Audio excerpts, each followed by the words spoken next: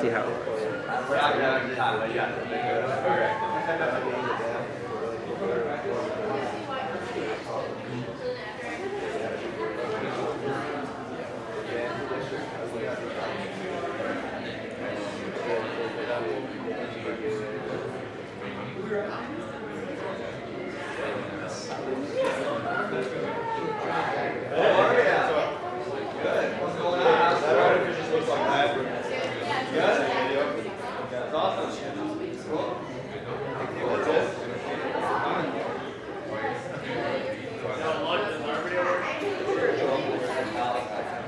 Hey, Sterner, we're up, so we're good? Yeah. Whenever they sign in, we'll be able to get on. Are we all good on that or not? Don't worry about the intro. I'm just going to say the intro. Buck, are we good on that video? The intro.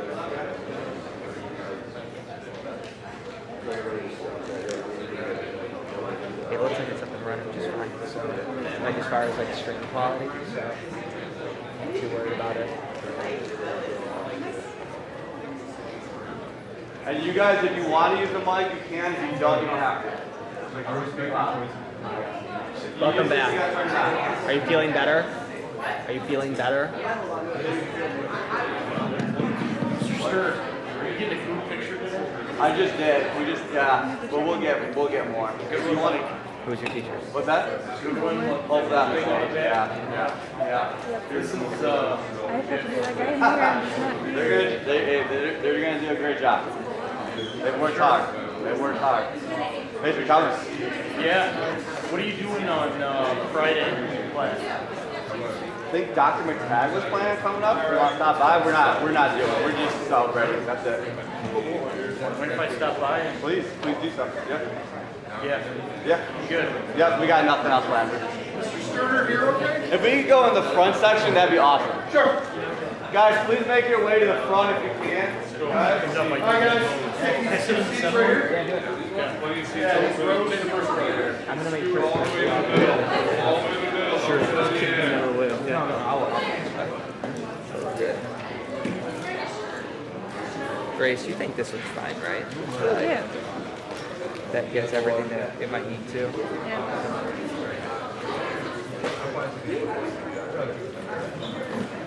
You alright?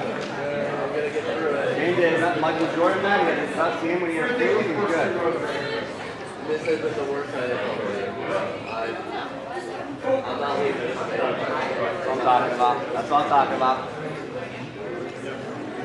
It's gritty, Tyler. Gritty.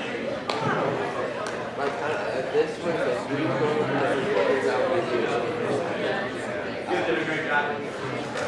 Me and him already had problems over the weekend because our first partner wasn't quick. We had a week to do everything. But I'm not leaving it now by this. I'm not leaving. I'm not leaving.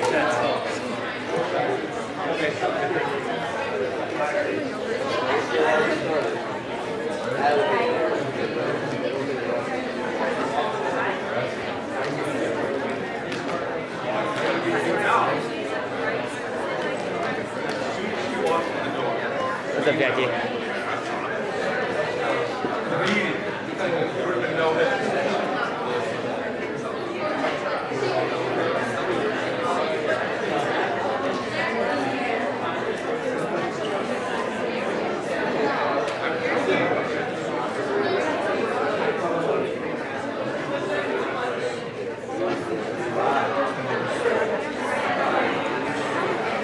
Hey, Tyler, if, like, you're presenting sick, right? If before that, if no one comes, like, if someone's no one, just like,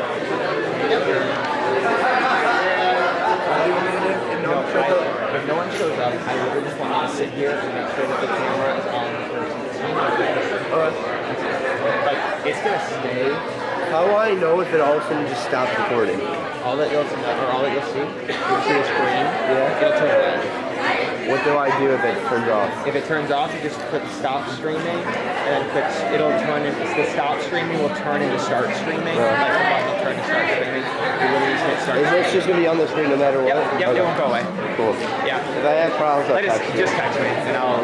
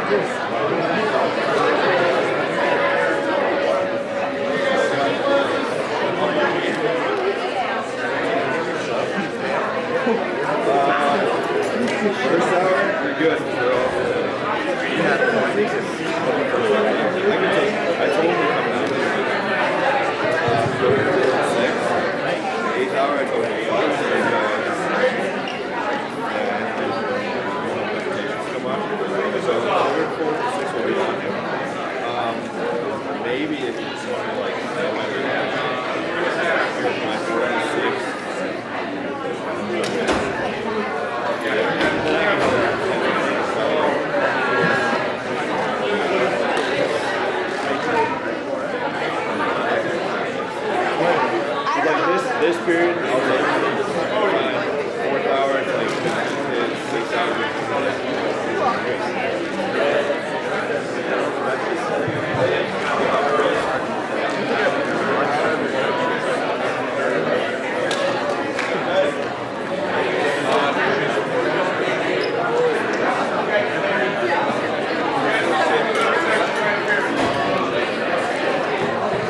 All right, students, if you can please take a seat, we're going to get started.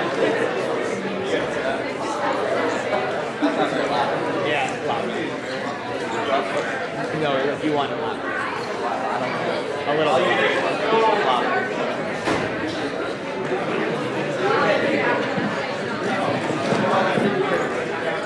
All right, if we can start taking a seat, we're going to get started here. That's about right.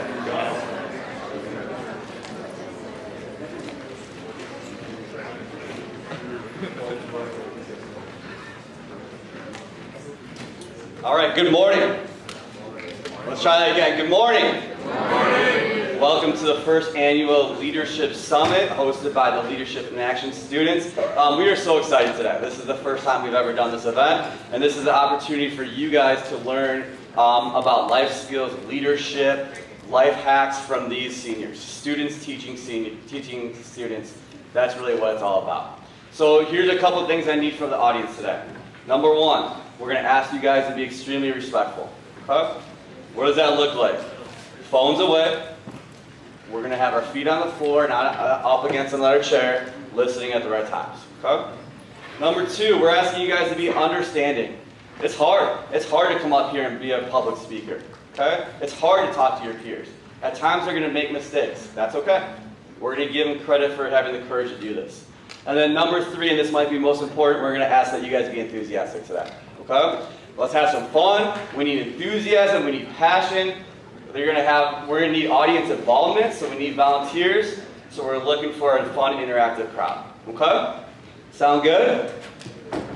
All right. So our first presentation today is about relationships, and let's give it up for Reagan, April, KJ, and Ray.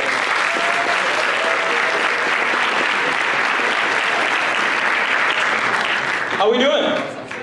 We doing all right? All right, so it's in the morning, I understand. We've got a lot of content for all of the different speakers that are here today, so please, please, please bear with us, and without further ado, we'll get started. All right, so first I need all of you guys to stand up. Stand up. Every single one of you guys, stand up. All right, so I want you to look to the person to your right. Look to the person to your left. Give the person on your right a fist bump. These are some awkward-ass fist bumps, I'm not going to lie, guys. All right, now look to the person to your left, give them a fist bump. Lucas. All right, you guys can go and sit down, sit down, sit down, sit down. All right. So, the purpose of that was just to show you how often we interact with people. You know, every single day we interact with a ton of different people. In high school, we are with 2,100 other students. Whether it's a friend, a parent, or even a stranger, we are constantly with or around other people, but as humans, we are constantly in our own world, traveling on airplane mode, traveling from mindset to mindset. But as humans, we're alive. We're not robots. We have a consciousness. We have a soul. The way that we interact with each other has value and impacts the people around us. Whether you like it or not, high school is a time where we're going to be with around other people. We're going to be creating a ton of different relationships and in some way talk to a variety of different people about a variety of different things. An interaction means so much more than what is important to it. An interaction means so much more than just a simple conversation. We pay attention to all the little mannerisms that we have because that is what's important to us. We should be trying to analyze the world and people around us so that we can understand why it's important to us. The relationships that we build today are vital to the quality of our lives. All four of us on stage before you have begun to prioritize fostering and creating different types of relationships throughout our senior year. So throughout this presentation, please keep in mind that you have the ability to actually create these relationships. And so if you listen to us and kind of understand why it's a little important, you guys will understand how. So, what exactly does the word relationship mean? A relationship is the way in which two or more concepts, objects, or people are connected, or the state of being connected, or the way in which two or more people or groups regard and behave towards each other. So we sent out a survey to MCHS students, and we asked them, how often do you wave or say hi to a random person in the halls? So we actually found that 41% of the students usually do not wave or say hi to a random person in the halls. We found that less than 6% of students do not ever do this act as they pass someone in the halls. So doing small acts, such as waving to a random person, really makes a positive impact on others without you even realizing it. These small acts of kindness build relationships with others. So, can someone raise their hand and give me a characteristic of a good relationship, a healthy relationship? Yeah. Yes, communication is such a key thing to have in a healthy relationship. Because if you're not communicating, you won't be able to understand what the other person is feeling. And yeah. So can someone raise their hand and give me an example of a bad relationship or unhealthy relationship? Yeah. Trust issues, yes. So that kind of goes along with communication. If you aren't communicating, you might not be able to trust one another. So yes, perfect. Thank you guys. Now I'm going to hand it off to KJ.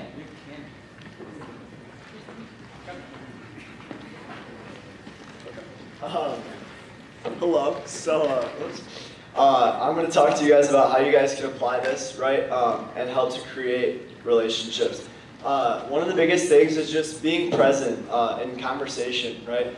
So when you're talking to someone, whether it's just passing them in the hallways, or if you're you're sitting down at lunch talking with them, right? And just being present, not being on your phone or looking away or kind of paying attention, but not really, right? It's a really important thing, and that kind of plays into respect, right? If you respect someone else, it's a lot easier for them to respect you. Whereas if you're not giving them any respect, they're more likely than not going to want to respect you. It's going to be a lot harder to create that relationship and that bond to strengthen your relationship, right? Something else that you can do to help build relationships is just being emotionally vulnerable with other people, right? That's kind of the first step, is trusting someone else before they can trust you. It's kind of that aspect of it. And last is just kind of being genuine with people. Relationships isn't something that if you do this, this, and this, you're going to create relationships with everyone you meet, right? Everything's different, but these are some of the things that can help, is just being genuine and being a genuine person.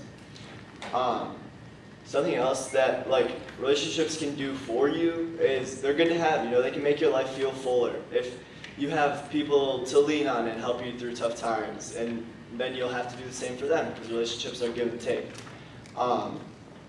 And there's also in a leadership standpoint, if let's say, for example, if you have a boss that you don't like, right, and you're I don't respect you, this is not that fun, and then they ask you to do something, you're a lot less likely to do it, or if you're going to do it, you're not going to do it till the best that you can, because you don't respect them, right? But if a classmate or a boss that you do respect asks you to do something, you're probably going to want to do it and do it a lot better because you respect them and you want to help them.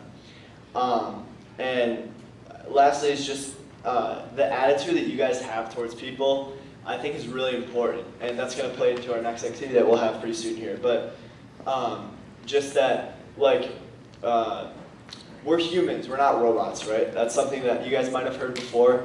But it just plays in that aspect of you guys shouldn't be treating each other like we're robots. Like, we're all humans. We have you know, the word emotions, and we all have feelings, and we should acknowledge those feelings. And that goes with being emotionally vulnerable. My example that I have to put this into perspective is you guys shouldn't talk to people like how you might talk to an Alexa or Siri, where you're like, hey Alexa, set a chicken timer for 5 minutes, right? That's not very nice. Maybe Alexa doesn't want to. Instead, kind of talk to it like my parents talk to an Alexa, you know, where she's like, hey Alexa, please set a chicken timer. And then Alexa sets her, she's like, thanks Alexa, you rock, right? That's kind of that mindset that we should have talking to people. Just saying simply, you know, please and thank you, things we learned in kindergarten. And just having an upbeat attitude towards people. And that brings us into our next activity. Right, take it away. So earlier this year, I got invited to a leadership conference in which I got the opportunity to meet this dude. His name was Stand Tall Steve. He was like 7'2", and he was honestly the funniest person on planet Earth. And so he kind of explained this activity, and this is what I'm going to take from him today. And so it explains two different attitudes, right? A morning DJ voice and a nighttime DJ voice, all right? He kind of explained the different types of attitudes that we have when we are talking to different people, whether we're being super enthusiastic or we're not. And so we're kind of going to map that out for you guys today and have some of you guys actually play that out. So I want you guys to give me an example of like a morning DJ. Any hands? Go for it. Enthusiastic. All right. Wow, this marker sucks. And I spelled morning wrong. Morning DJ. None of these markers work. Huh? Oh, it does work. It does work. So you said enthusiastic, right? I'll do that. All right, perfect. Enthusiastic. All right, give me two more characteristics of a morning DJ. Go for it. Joe and Tina. You want to know what's crazy? That's actually my example. So we're going to write Joe and Tina. Why not? All right, one more. Right there. Positive. Positive? Hell yeah. All right, and then on the right side, we're going to do nighttime DJ. What are some characteristics of a nighttime DJ? Go for it. Very somber. Very somber. I like that. I like that word, somber. As you can see, both KJ and I cannot write. All right, give me two more. Come on. Candy. Right there. Calm. Love it. All right, one more. Go for it. Less talkative than the morning. Less talkative? Okay, less talkative.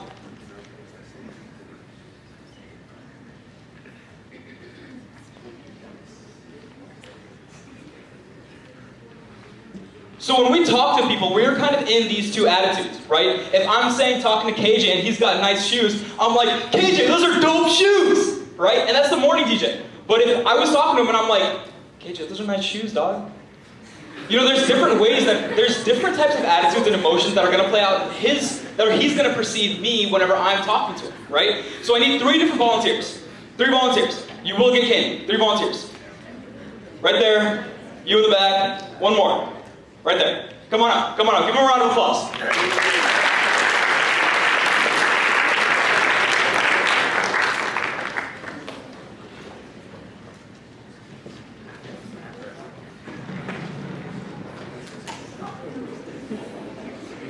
All right, so I'm going to have you stand in the middle. I'm going to have you stand on the left. All right? I'm going to have you right here. You are going to face her, and you are going to face her. You are going to face the crowd. All right? So now, you are the morning DJ. You're going to find something that is awesome about her, and you are going to absolutely rock it. You're going to be enthusiastic. You're going to be like yelling. You know, I want you to be excited. Now, you're the nighttime DJ. All right? So you're going to be quiet. You're going to be like, yo, You look good. You know? Alright? But don't be weird though, alright? Alright, we're gonna start with the morning DJ. Go for it. I love your shirt. I love your shoes. Your bracelet is so colorful. It just makes me want to dance and kind of. Okay. Alright, give her a round of applause. Hell yeah.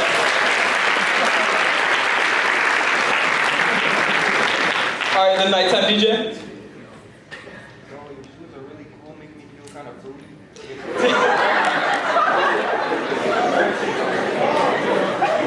Alright, okay, give him a round of applause.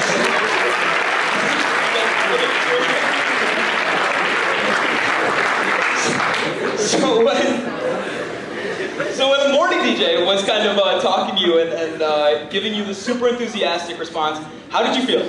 I felt very positive, like I could get through my day, like I was styled. Awesome. And then when you were talking to the nighttime DJ, how did you feel? Well, I couldn't stop laughing. But it was nice, like it was more of like a mellow tone, but it still like helped you relax for the day. Heck yeah. All right. So as they leave the stage, please give them a round of applause.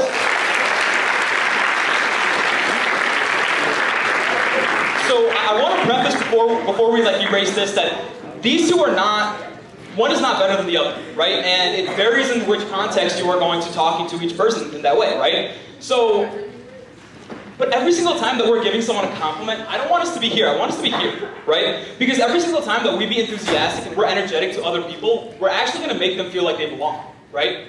So I think that's what's the most important thing about creating relationships, is trying to make sure that they know they have value, right? But of course, when we're talking about a little bit more deeper things, then of course it's fine to be a little bit more calm, a little bit somber, but again, if we are going to be talking about KJ's dope-ass shoes, we're going to be in this morning DJ voice.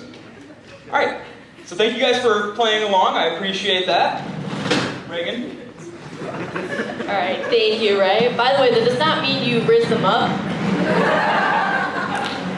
But thank you, I appreciate it. Thank you, thank you. All right, so how do you guys feel about this so far? Is anyone asleep yet? No? Okay, that's good.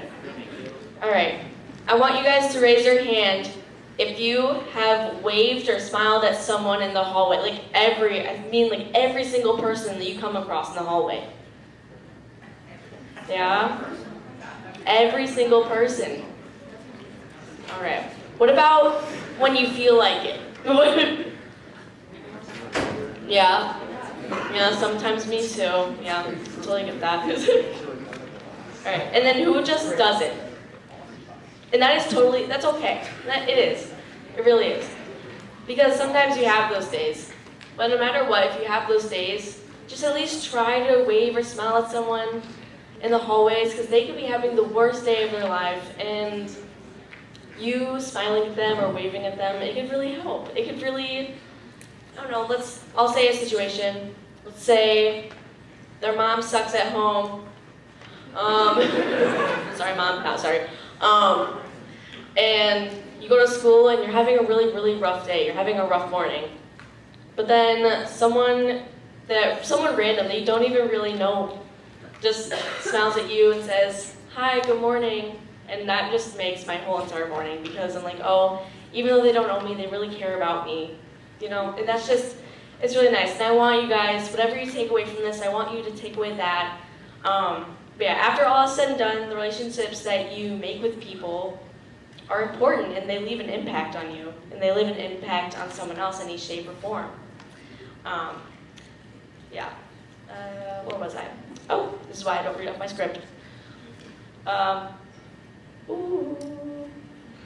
we're just gonna go for it. But yeah, I'm gonna share like a personal experience of mine, besides my mom. I struggle a lot. We're gonna go into like some mental health. I struggle with mental health, and it's really hard for me to it's hard for me to get up in the morning. It's really hard for me to get going, have a positive mindset. And I mean, something from this class really helped me just be more positive and say hi to everyone. I may look like I'm positive all the time, but it's a real struggle for me, and it's something that I've worked on really hard this year. And the relationships that I've made with people really has helped me with my mental health and my motivation, and so that's why I'm like putting all this in. But yeah, who raised their hand earlier? Because I want to give them candy. Anyone? If you raise your hand, raise your hand. Yeah. At the end of the period today, please stay back and we'll get you your guys' candy. Awesome. Okay. All right. Thank you guys so much. This has been so great.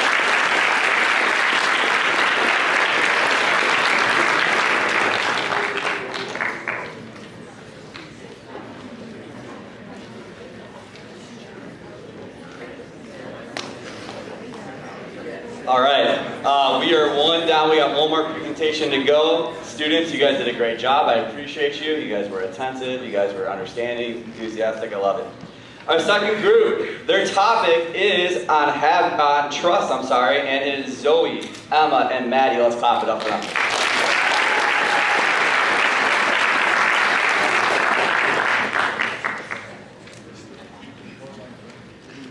Hello, I'm Zoe, this is Maddie and Emma. We're going to talk about trust. The real definition of trust is a firm belief in the reliability, truth, ability, or strength of someone or something. By a show of hands, how many of you have had trouble trusting someone, or have experienced someone breaking your trust? So here's an example of being able to trust in someone.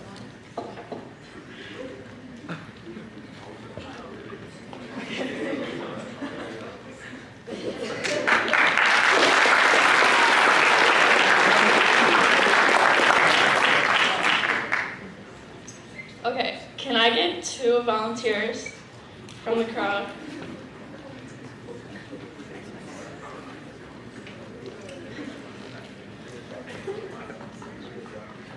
Okay, smiley face, sweatshirt, and blue shirt.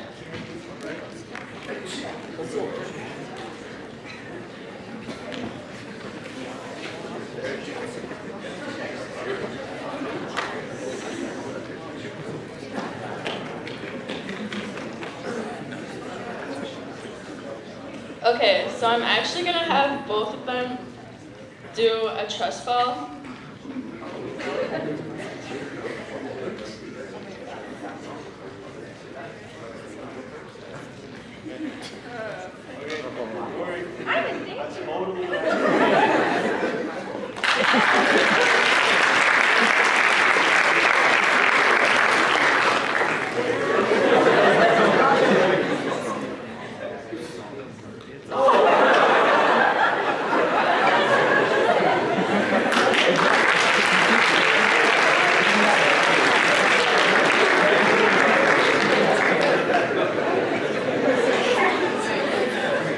Thank you guys.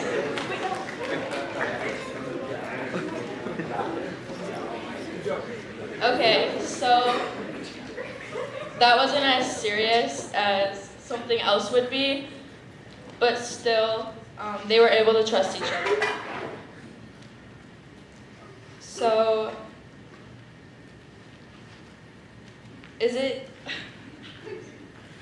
okay, so it was easier to trust someone with a trust fall, but how easy is it to trust someone with a secret or getting things done, or even with your feelings? As you get older and have your trust broken more and more times, it gets harder to trust, and the amount of people you trust gets smaller and smaller. So how do we build that trust back up with people? And how do we trust that things will work out for us? Okay. By a show of hands, how many of you guys have had trouble trusting yourself? Yeah, a lot of people. So one of our first topics that we're talking about is trusting yourself. Trusting in yourself is an essential part of living a happy and fulfilled life. It means having the confidence to make decisions that align with your values, beliefs, and goals. When you trust yourself, you're able to take risks, try new things, and pursue your passions without fear of failure. Trusting yourself can also help you build self-esteem and confidence, which can positively affect all aspects of your life. It's important to remember that trusting yourself isn't always easy. It requires you to be honest with yourself about your strengths and weaknesses and to be willing to take responsibility for your actions. It also means learning from your mistakes and using them as opportunities for growth and self-improvement.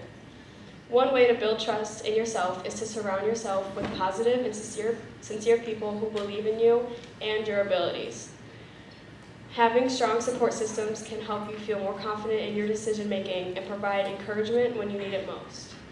Remember that trusting in yourself is a lifelong journey. It takes time, patience, and practice to build a strong sense of self-trust. With each decision you make and each step you take, you are building the foundation for a more confident and fulfilling life. Don't forget to take deep breaths and to listen to your inner voice. Now, by a show of hands, how many of you have had a hard time putting your trust in others? So our next topic about trust is trust in others. After you're confident in trusting yourself, it's healthy to trust in others. Trusting in others shows that you are responsible and that that person can always count on you. But how do you do this? One way you can do this is always being there for the person when they need it. If you're going through a tough time, show them you care. When you show how much you care, that person will be able to open up to you and trust you in the future. Another way is to remember little things. Someone is more likely to open up to you and talk to you if you remember the small things in their life. For example, both our teachers, Mr. Sterner and Mr. Lunk, always stay up to date in all the students' lives. If I told them something, they always follow up with me about it days later. As someone who wants to be a teacher when I'm older, I look up to both these teachers and I want to build the same relationships with my future students as Mr. Sterner and Mr. Lunk do with others.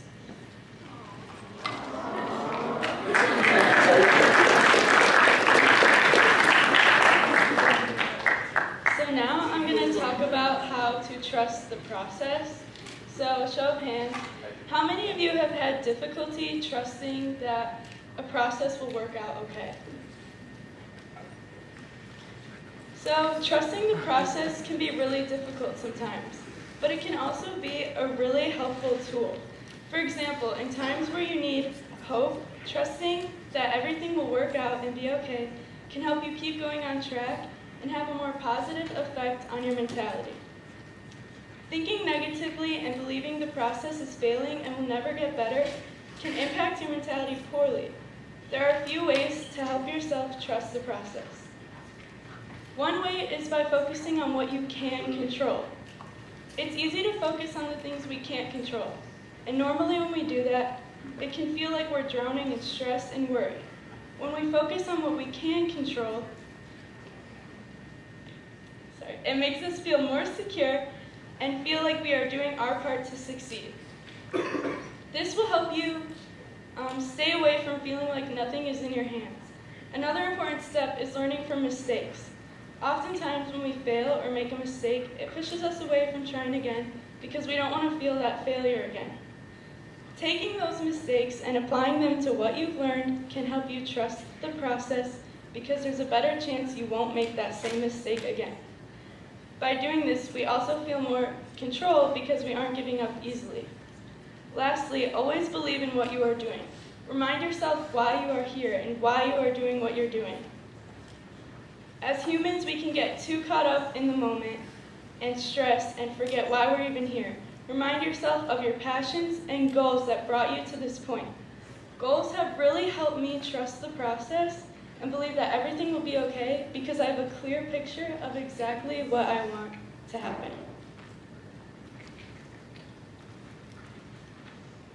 So there's going to be many situations in your life where you're not going to be able to trust someone, something, or yourself. Whether it's a group organization, relationships, or just trusting yourself, having these skills will improve your mentality. Remember that building trust takes time and everyone has different experiences. But it's important that you follow the tips we shared with you in order to feel secure in whatever the future throws at you. Trust that everything will work out the way it's supposed to. Thank you.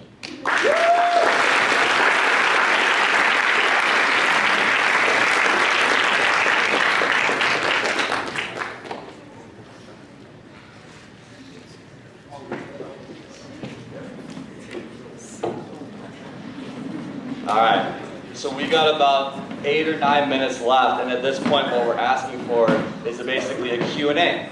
So as you guys were listening to their presentations, what questions came to mind? What clarification were you looking for? Or what do you want to learn more about? This would be the time to ask. So far, the audience, the students, you guys have done such a good job of volunteering. This is a little harder, asking questions, but we're hoping for a few good ones. So, the floor is yours. Let's get some hands up. What questions do you have for these groups? Huh? Sure. For each team, what made you guys want to choose your topics? Yeah, we need the microphone. We need a mic first. Oh, okay. So all four of us are friends, right? And we kind of realized that relationships got us through high school, right? We always focus on academics, we always focus on different things, but in Leadership in Action, one of the first things that we do on the first day is kind of know who we do, like name games, or do like some type of team building activity so that we can create some type of relationship with each other, right? And throughout that time, Leadership in Action has kind of grew into like this community of like people who respect each other and respect each other as these leaders, right? And I think that for at least me, I know that it's important to have these relationships because it's what gets you through those hard times, right? Yeah. Pretty much what he said. I mean, he kind of covered it all, but it's just like, I know anytime I'm like struggling, I've spent a lot of time building relationships with students, teachers, like everything. So like, if I'm struggling in school, I know I have teachers I can turn to help. Even if it's not their subject, they might have good advice on what to do. And same thing with friends. If I'm struggling with stuff that maybe isn't like, school related, I have people to go to for that. I just think relationships are really good to, help you feel like you're living life. Thank you, KJ. Thank you. Well, relationships got me this guy. But actually, no, building relationships has got me through like just a lot of stuff. I'm not gonna go into detail, but it's relatable stuff, but yeah, I don't know. Basically, ditto. I think the biggest thing for me is I just really wanted all of you guys to get the message, like, to build these relationships in high school, especially while you can, because now that, like, we're up here, we're seniors, and we're graduating in, like, a week, you don't want to, like, look back and regret not talking to those people or not building the relationships with your teachers. Like, it's so good to have relationships with these people. It makes it so much more enjoyable to come to school, and it really makes me look forward to talking to these people every day. So, yeah. It's so fast.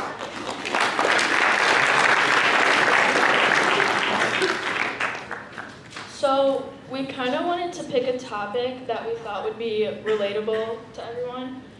And I feel like at this point in our lives, we've all experienced someone breaking our trust. I feel like a lot of people have trust issues at this point. So we just wanted to kind of talk about how you can build that back up and just better your overall mental health too. Great.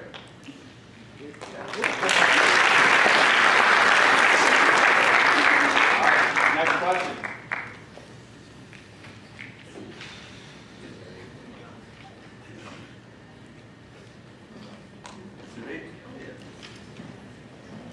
What you talked about about saying hi and smiling to random people really resonated with me because there's a lot more random people than there are actual people we know. Do you feel like our school and our society in general is actually improving in this area, or do you think we're getting worse in this area? I feel like it's pretty in between. After the pandemic, we started to isolate ourselves, and that's something that we wanted to talk about in our presentation, but it was kind of like it was a given. Everyone knows that coming back from the pandemic, nobody really talked to each other. We were kind of lost because we lost a lot of those relationships that we create, right? We're creatures that require people. We need to be in teams. We need to have friends and people along our side, and I think that at least in our school and in our society, we're straying away from that, but we are getting better, So I would say that it's a pretty happy medium in terms of where we're at, but I definitely think that we can do better. It's a great question. Thank you. And I think it's kind of a lot like what Ray said, but at the same time, it's like we can only sit around and wait for stuff like that to change before it actually does, right? We have to be the ones to activate that change. That's something that you guys might learn. But I mean, it's also like the COVID thing is, it might be like somewhat over in ways of sickness, but it's still like, it's kind of like phantomly here, if you will. I don't know, that's a big word for myself. I don't know if I used that right, but you know, like, I don't know, it's not really here, but it still feels like it, and it's just kind of, we have to kind of work past that. It's something that'll take time, but I think we can do it if we keep saying hi and putting ourselves out there. Okay, I feel like I have a different perspective than some people, because I feel like it's getting better, but that may just be because I promise, I genuinely wave and say hi to, lose my voice, hi to every single person in the hallway, just because I'm not really thinking of myself. It's just kind of natural. I just like to observe my fellow humans, and I don't know. But personally, I just feel like it's getting better. I don't know. I feel like we're all trying to reconnect with each other. Yeah, I would have to agree. Honestly, I do think it is getting better, but that just might be from my personal perspective. But yes, kind of repeating what they said, but yes, you guys are the people to make the change in our school, okay? So just wave to people, say hi, and just be a positive and nice person.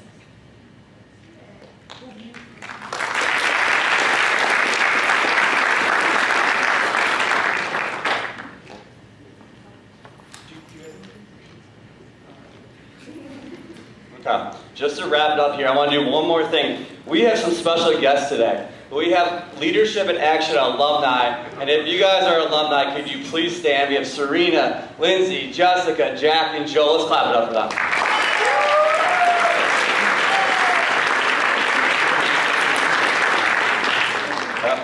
We'd love to see them here supporting the next group, and I know that there's also future Leadership in Action students in the crowd. If you are going to be in Leadership in Action next year, can you stand up?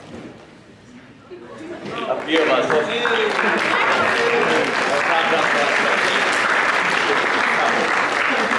One thing that we truly value at McHenry High School is the power of student leadership.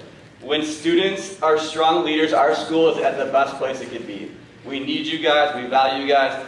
Everyone here did a great job. One more time, let's clap it up.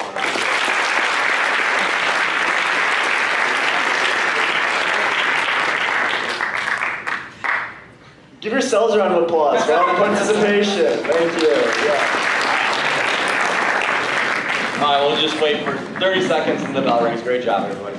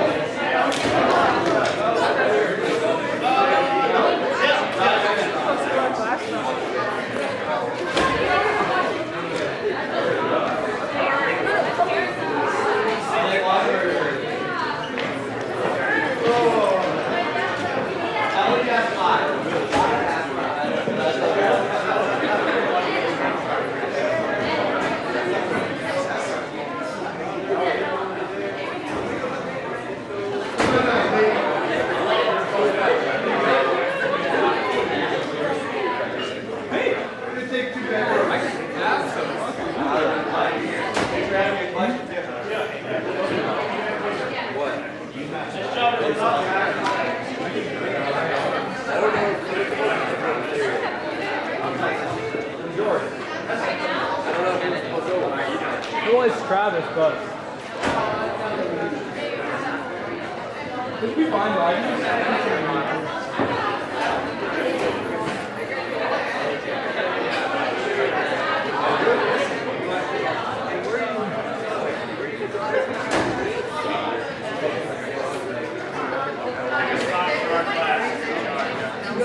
Everybody will stay on this side. John! Move this way. Down.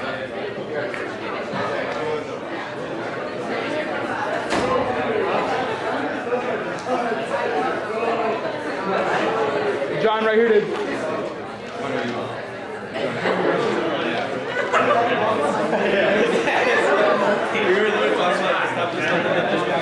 Yeah. Right. The tree. What's up? Yeah. Right here, you sit down. Where do we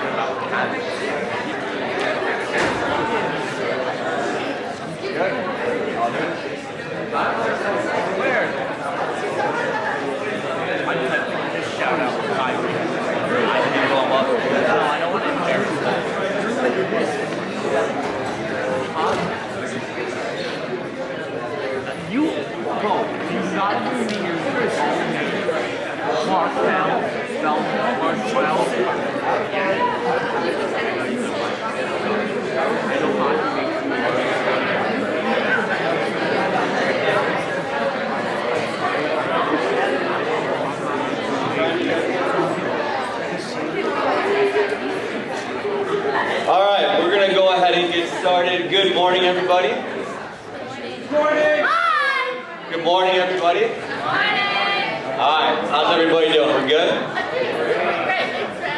Good. So we're really excited for you guys to be here. This is the first time we're doing this. This is called the Leadership in Action Leadership Summit. And our students today are going to present on a couple important topics that are very relatable to you guys. Okay? So we're asking a few things out of the audience. Number one, we're asking you guys to be respectful. First hour did a great job of this. Well, what does that look like? No phones, feet on the floor, not on the chair above you, listening at the right times, okay? Number two, we're asking you guys to be understanding. It's not easy to come up here and talk in front of your peers, yet they're doing this. They're taking on that risk and that challenge and doing it. So let's be understanding that it might not go perfect, but we're going to support them anyways. And then finally, and most importantly, we need you to be enthusiastic. Can we do that? Let's see it right now. Let's see that enthusiasm. Let's go. Let's go.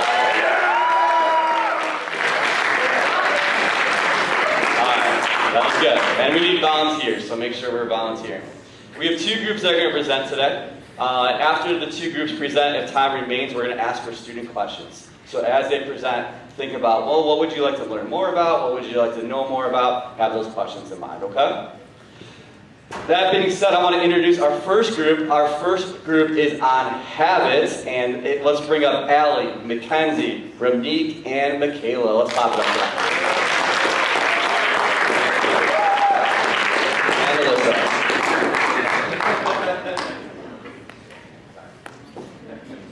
All right. Good morning, everyone. Morning. Morning. All right, so as you see, our topic is habits. My name is Mackenzie. This is Allie, Alyssa, Ramneek, and Michaela. And we're obviously here to talk to you about habits. Habits are things that you do in your daily life that can benefit you when your good habits are made. Good habits are the things that help you every day, such as making your bed, getting up early, and saying positive affirmations to yourself. They can be small and differ from everyone, but it's important to build good habits. Good morning, everyone. So we have, this is your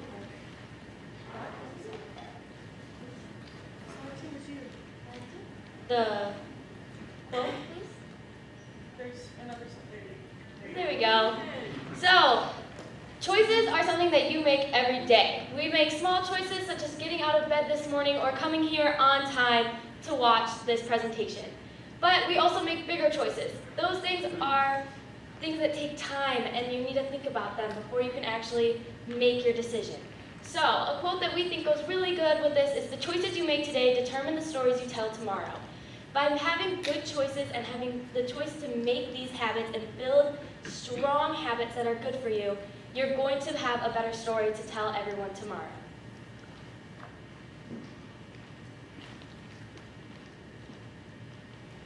All right, so now I'm here to talk to you about the difference between good habits and bad habits.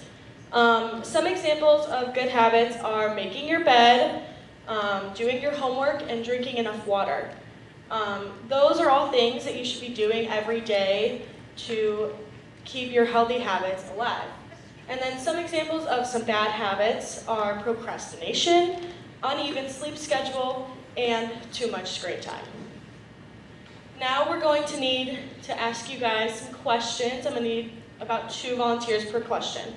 So the first question I'm going to ask is, what kind of habits do you have, good or bad? You will receive candy when you answer these questions, by the way.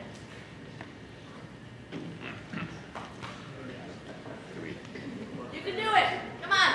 We don't do anything? Yes. Is that a good or bad habit? Bad.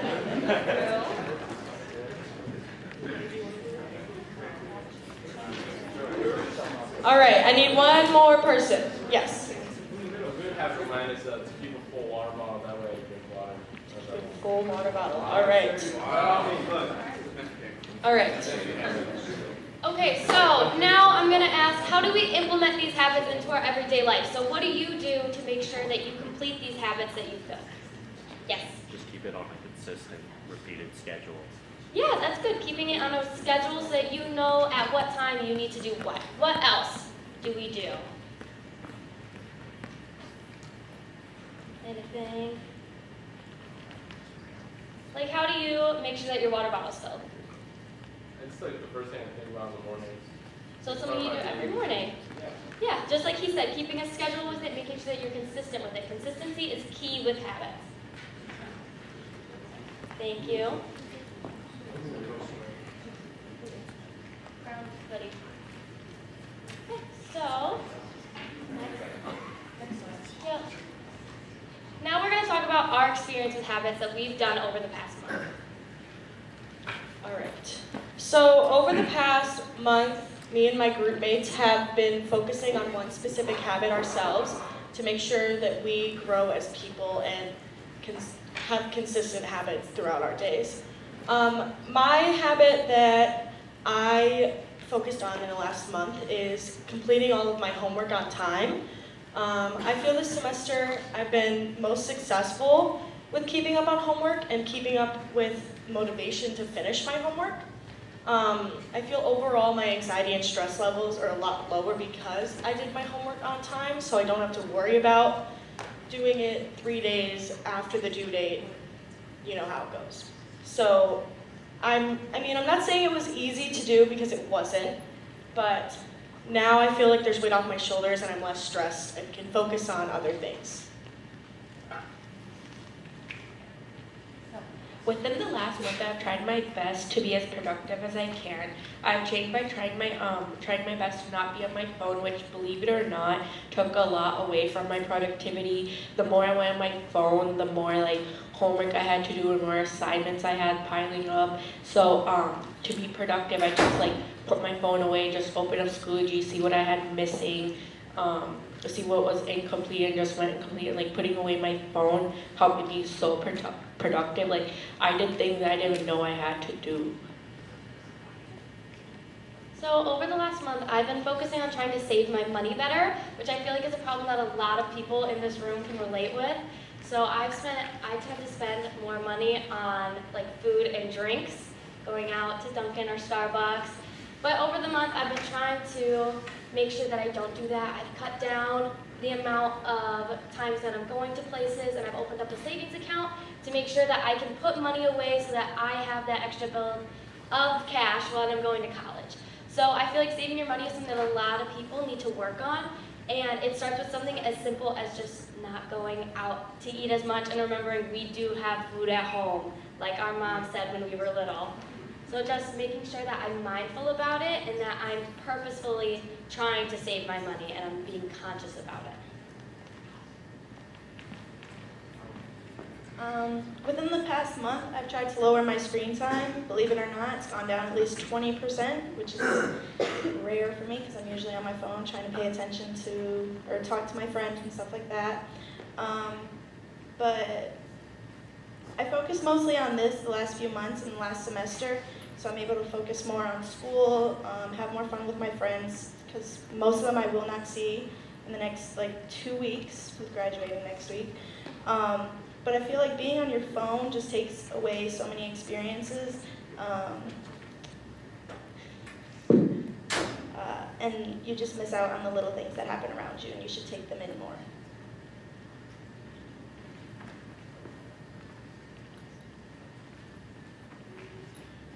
Over the last month, I've tried to regulate my sleep schedule by changing around my everyday schedule so I can sleep longer and wake up on time. I've done this by learning to set down my phone, put away any distractions, and complete tasks earlier than I usually would instead of procrastinating. This has helped me reduce my stress and make it easier to get through the day, including school and doing homework. Okay, so on the next slide, I'm going to ask you to take your phones out and go onto your camera because we have a QR code that we'd like you to scan for an app that I use every day to help me with my habits. There's going to be examples on the next slide, but we'll switch to that in just a second. It is a very simple app that you can log habits into, and it just keeps track of them every day. You just have to press a button, say that you completed it, and give it for you. So, I'd like everyone to download that, so I'll give you another 30 seconds to do that. Please download the app because it goes along with our closing activity for you.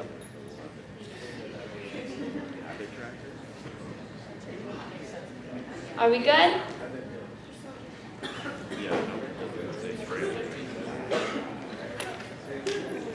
The app is very helpful. It's something that I use every day. It's something that I've shown to the Leadership and Action students. I've talked to Mr. Sterner about it before. I think it's extremely easy to add those in by clicking the little plus sign at the bottom of the screen. So then a ton of options will pop up. So you pick whatever habit you want to focus on, and then as you go through, you click it, and then there should be a little check mark, and you can click that, and it'll complete the habit for the day. And then there is a little calendar that shows you how you're doing on your habits, which ones you're completing, which ones you're not. And there's another special little feature. You can connect with your friends and make it a group. So you can keep up on each other, making sure that you all are keeping up on your habits, kind of holding each other accountable for it, which I think is a really cool little addition to the app because it makes yourself realize, oh, I'm not keeping up on this habit, but it also makes you look out for your friends. So I'd like you guys to try and just look in the app a little bit. All right, so now our final activity. I would like you all to choose 3 habits inside of the app and to be completed today. They could be something as simple as drinking water or calling a friend. Either way, I want you guys to make 3 habits in the app for you to complete today. And after you guys are done, we'd like 3 people to share out at least one of their habits that they made and what's complete. We'll give you some time to do that.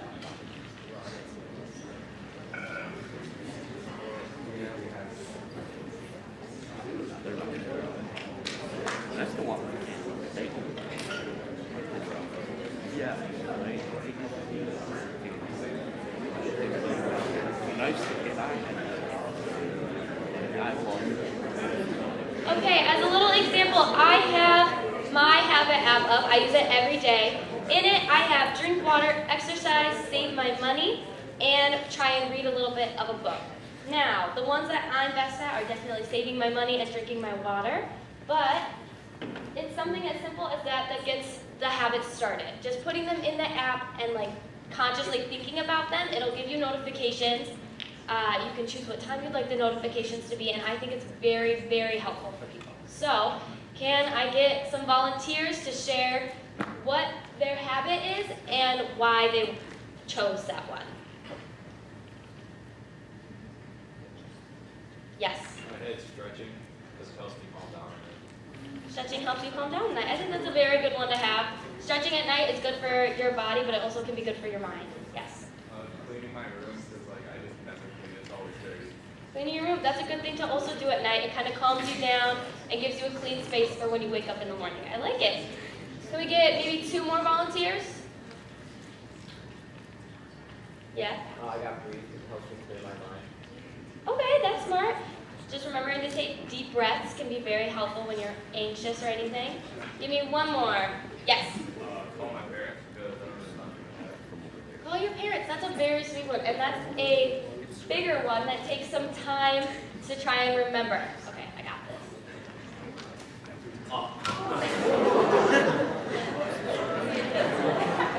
Okay, so thank you for sharing your habits with us. We hope that you guys remember this and you actually use the app and make sure that you're building those habits and making them stronger every day. Yes? The app is only on Apple.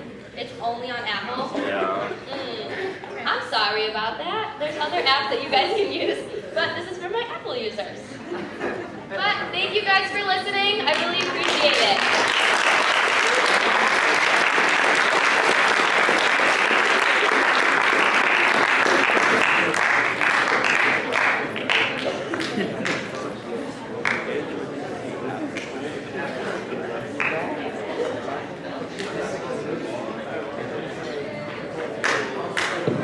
All right, great job by our habits group. I can tell you from experience, I use the habits app and it does help, so I highly suggest that you guys do that. Okay?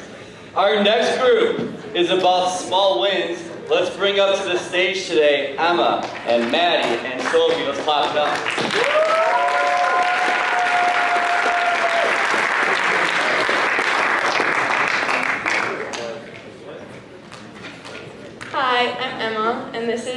Sophia and Maddie. So our topic is small wins. Small wins can be described as any small accomplishment that leads you closer to your main goal. I'm going to need 2 volunteers to come up here and play a little relay race. One more. You can do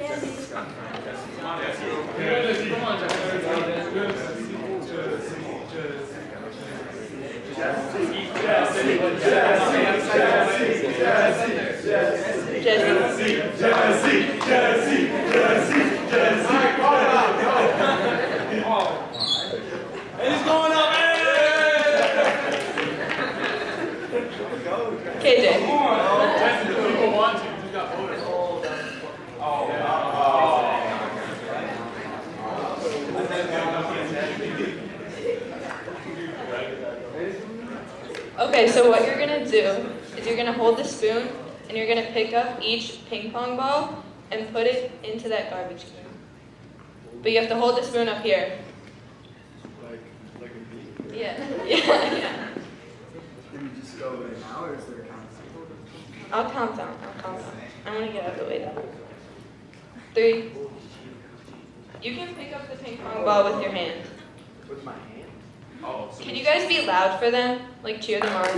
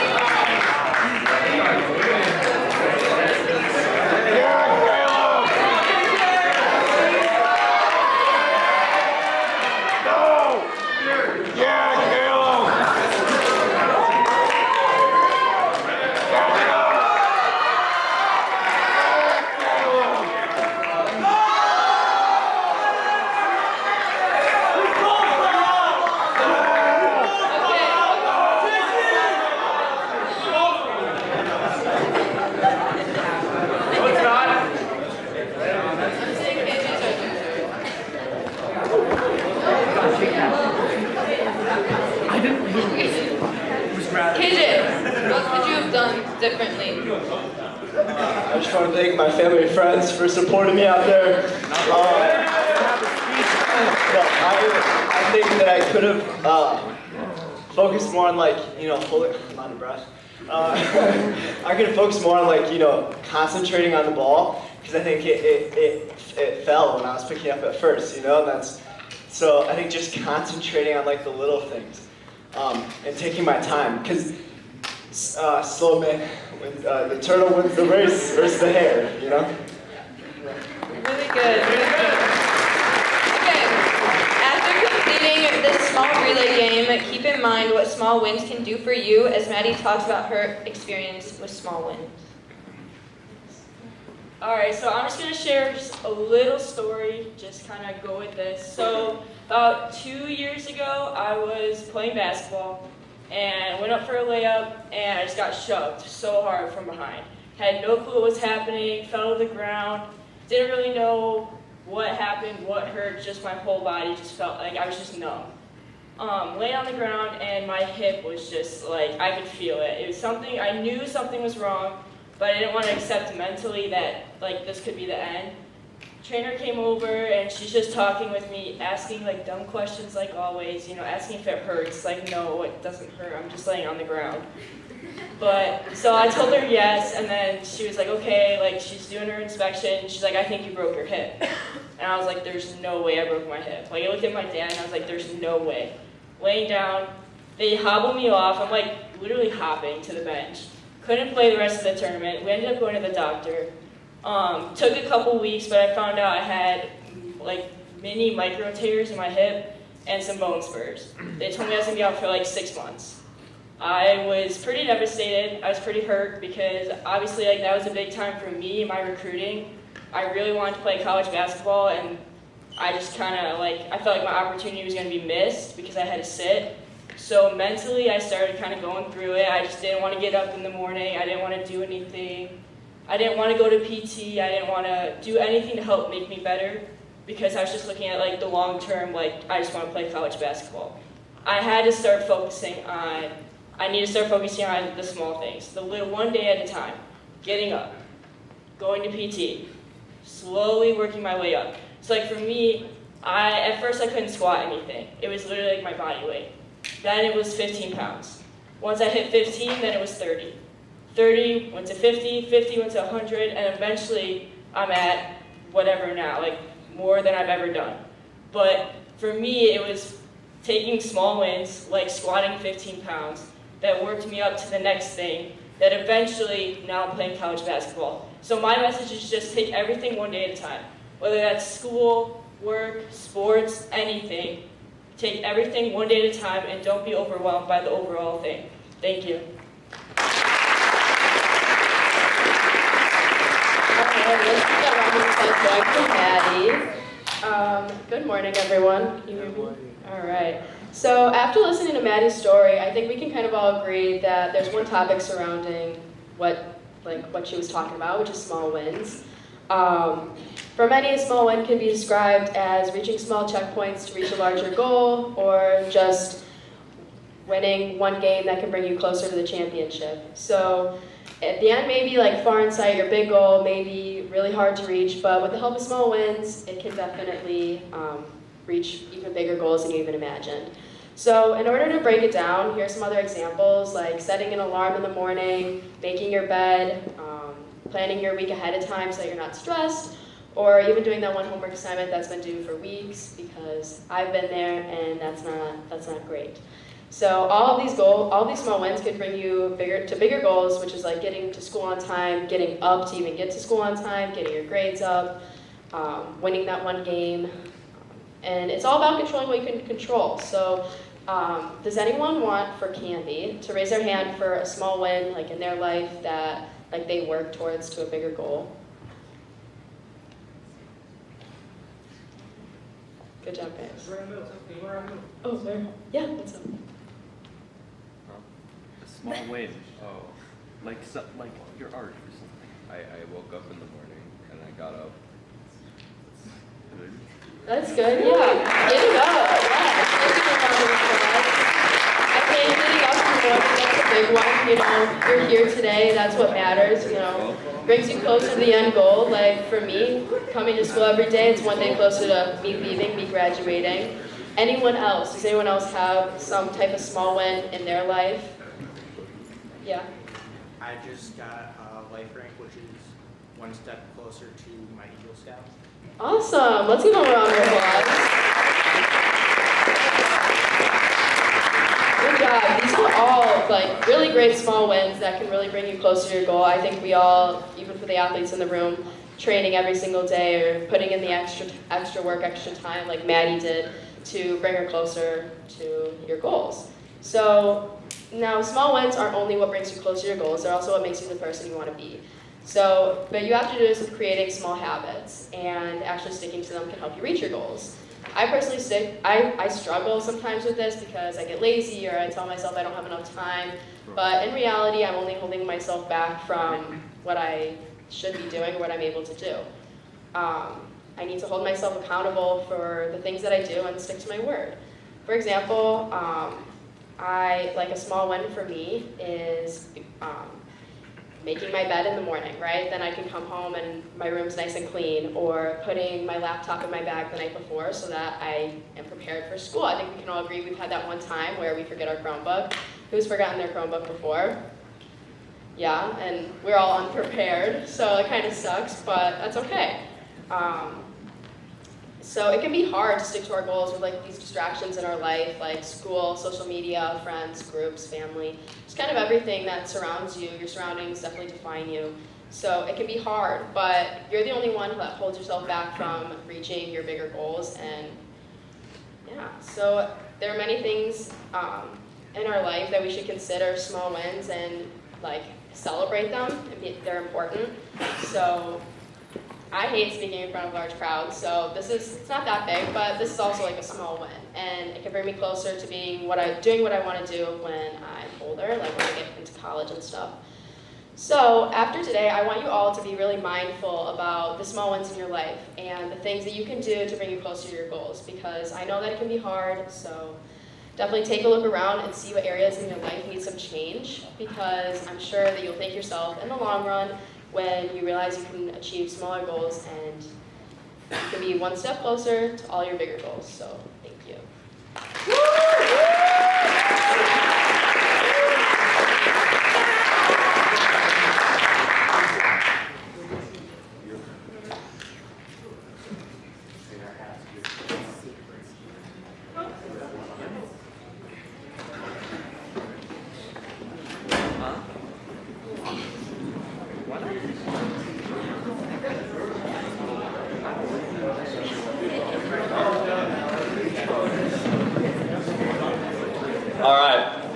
So we have about 10 minutes remaining, and at this time we're going to open it up to you guys to ask questions. Okay, so we started off this class period by letting you know you got to think of some questions in mind as they present, so hopefully you did so. Thank you so much to everyone who's volunteered already, and at this point we are going to look for a few student questions.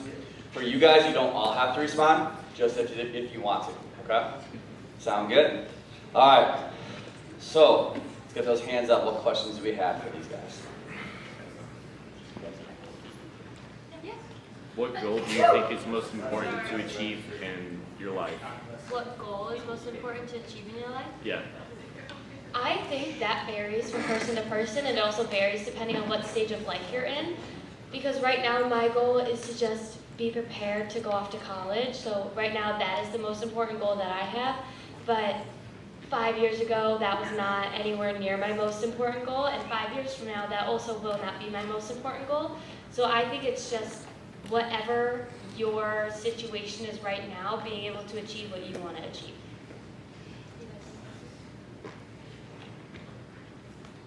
Okay, so for me, kind of going off what she said, my main goal right now is going off to college, being prepared and ready for that next step, but that was definitely not my goal when I first started high school. My goal was to graduate high school and build friends and create friendships that would last, and I think I have done that.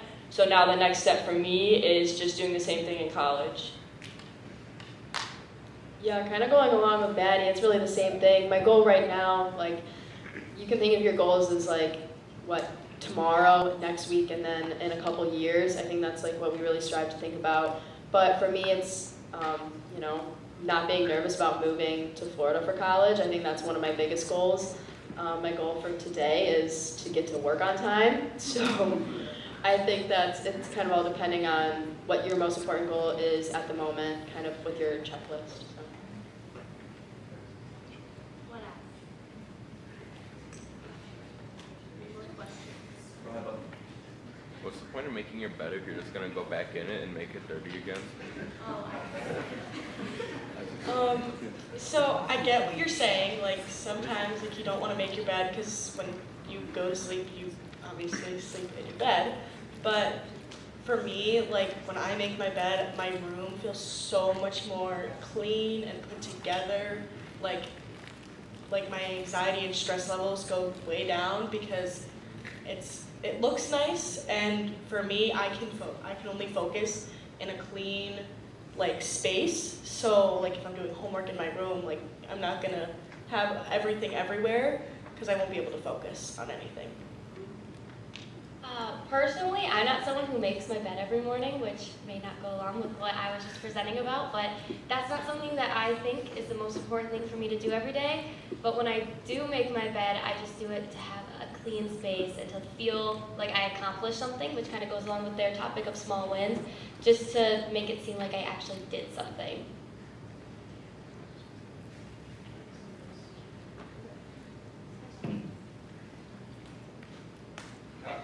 Other questions?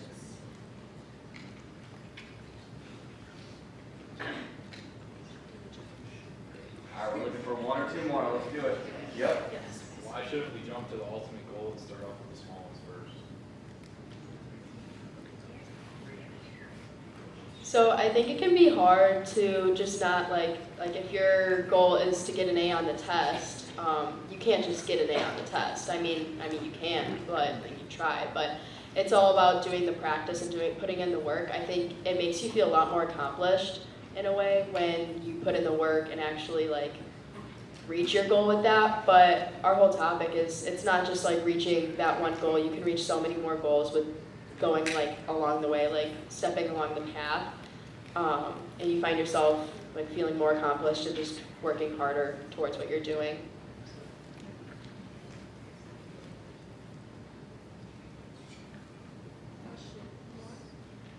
All right, we have time for one more. Maybe a teacher question or a leadership and action student question. One more from our students. What do we got? How do you guys stay motivated?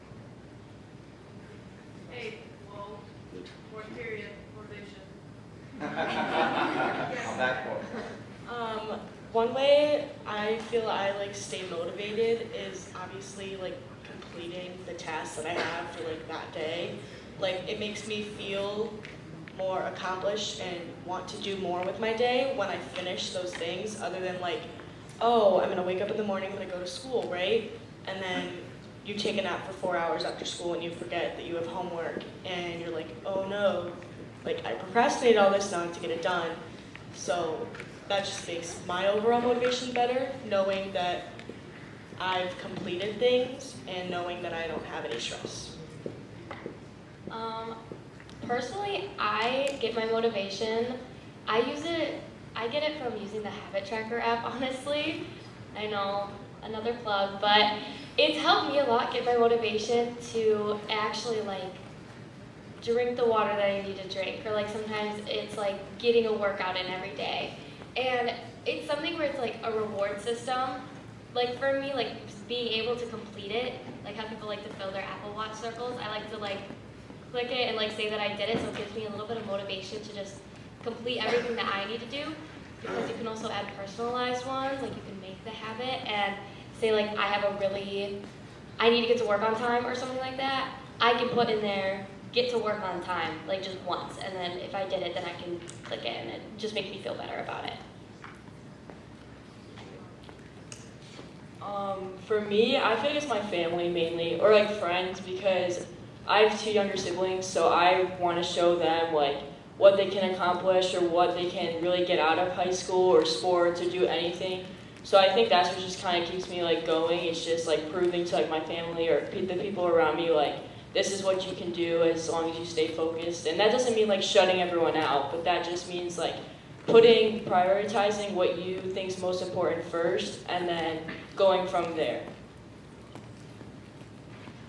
Yeah, kind of going along with what Maddie said really quick, like you're a product of your environment. If you put yourself in situations where you're not going to be motivated, you're not going to achieve your goals and you're not going to stay on top of your things. But if you're surrounding yourself with people who want to better themselves and get better, it's going to like almost be a competition, but like that friendly competition, like we're both here to get each other better.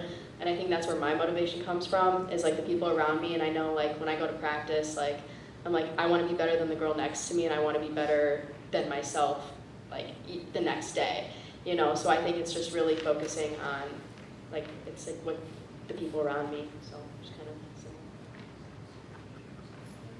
really quick, if you asked a question, we didn't give you candy, just come up at the end, because. All right, so just to wrap it up here, a couple of things.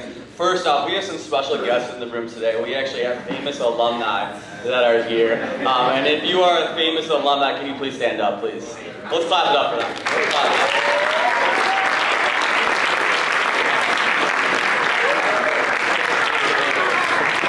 Thank you guys. Yeah, they're former leadership and action students that have come back to support the fellow students, which is fantastic, okay? Hey, audience, you guys did a great job. You were respectful, you're understanding, you're enthusiastic. Let's clap it up for every student.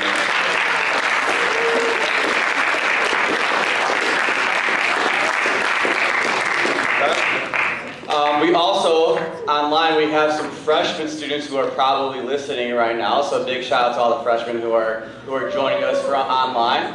And then also, last but not least, the students up here that are sitting at the tables, what an outstanding job. Okay, they worked hard, they prepared, they were nervous, but they overcame it. One last big shout out for these guys. Let's give it up.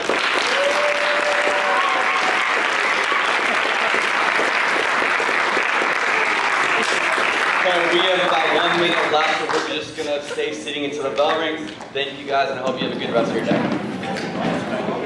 Yes, football. Shut up. I will actually.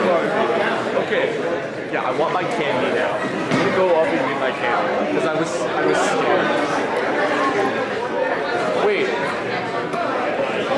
Thomas and Woodville, like just now or totally? So grab like a bite. Actually, what? Nah, it's not worth it. We're not going back up there.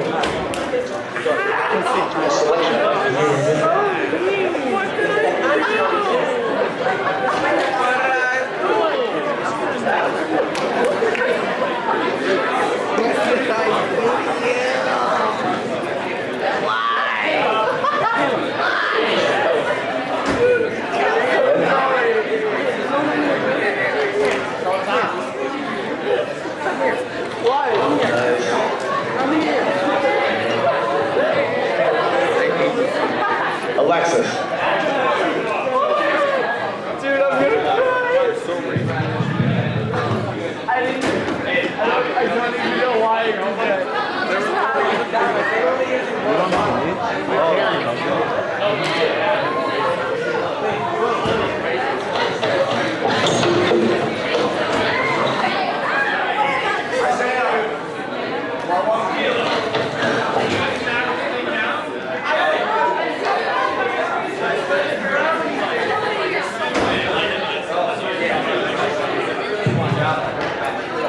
Yeah, so.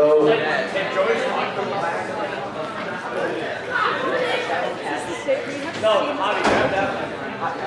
You guys all good? Get your snacks, donuts, snacks, laughing cupcakes, moon pies, graham crackers, Joe has some. Get it up. Get it up.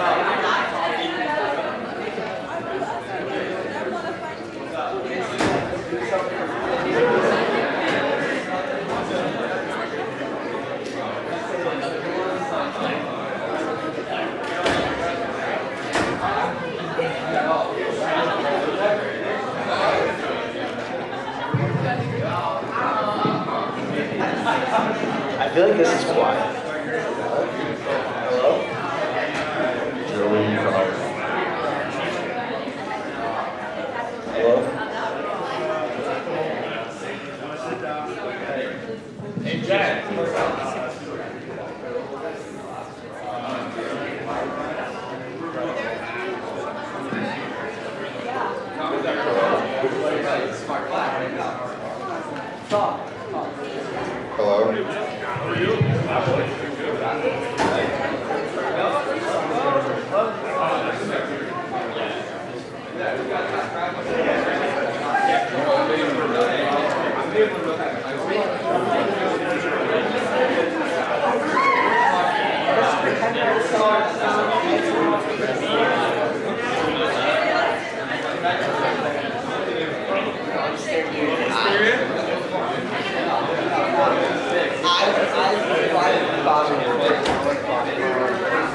So,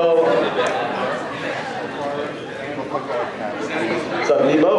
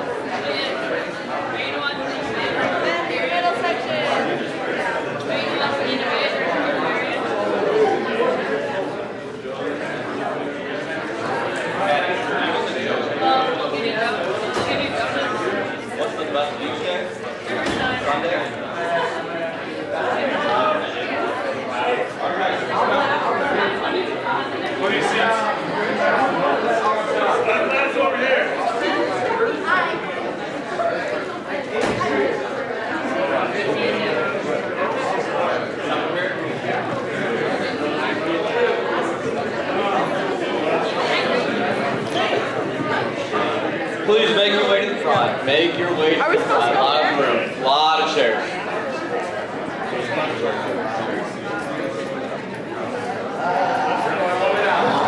Jacob, sir.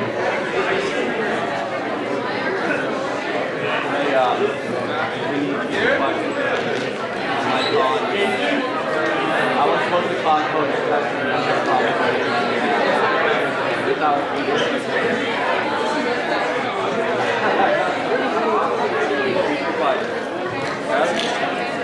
whatever. Challenging the process and then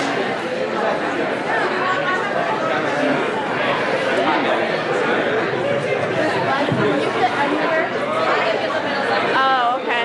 I'll sit.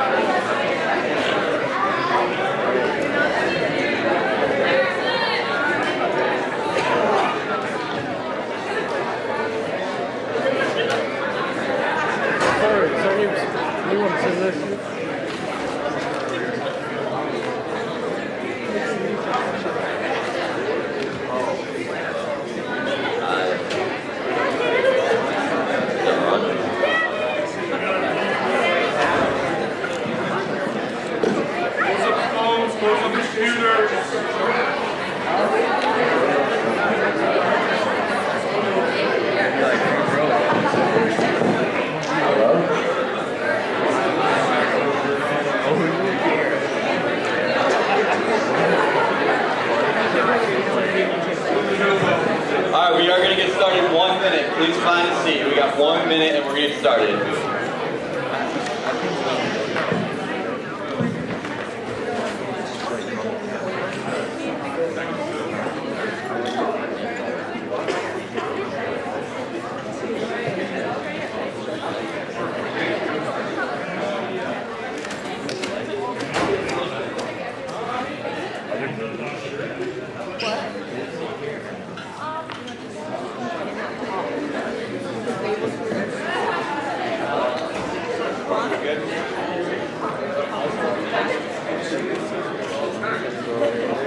Alright, we are going to go ahead and get started here. Good morning to everybody. Hope everyone's having a great start to their day. Welcome to Leadership in Action's first annual Leadership Summit. We're so excited that you're here, and so far we're off to a great start. There's a few things that I'm going to need from the audience, okay? Number one, we're going to ask that you guys are extremely respectful. So what does that look like? Our phones are going to be away. Our feet are going to be on the floor. We're going to listen at the right time, okay? First and second period did an outstanding job of that, and we're looking for that to continue. Number two, we're asking you guys to be understanding. It's hard. It is not easy to come up here and speak in front of your peers, yet our students are taking on this challenge, being courageous, and putting themselves out there, so we're going to be understanding that it might not be perfect, and that's okay. And then finally, and most importantly, we're going to ask that you're enthusiastic. We need volunteers, we need enthusiasm, we need passion. This is supposed to be an upbeat opportunity for them. You're going to hear 2 upbeat presentations, and we're looking for you guys to bring that enthusiasm, okay? Does that sound good to everybody? Yeah. Are we ready or what? Yeah. Let's hear that enthusiasm right now. Let's go. Okay. One last thing. We have some freshmen joining us through online streaming. Shout out to the freshmen and Mr. Stegang and Mr. Powell and Mr. Glick. We are so glad you guys are with us today online. With that being said, our first topic is on challenging the process, so let's bring to the stage Javi and Joey and Eli and Dom. Let's clap it up for them.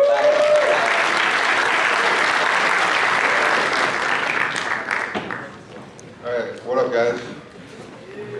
Hi guys.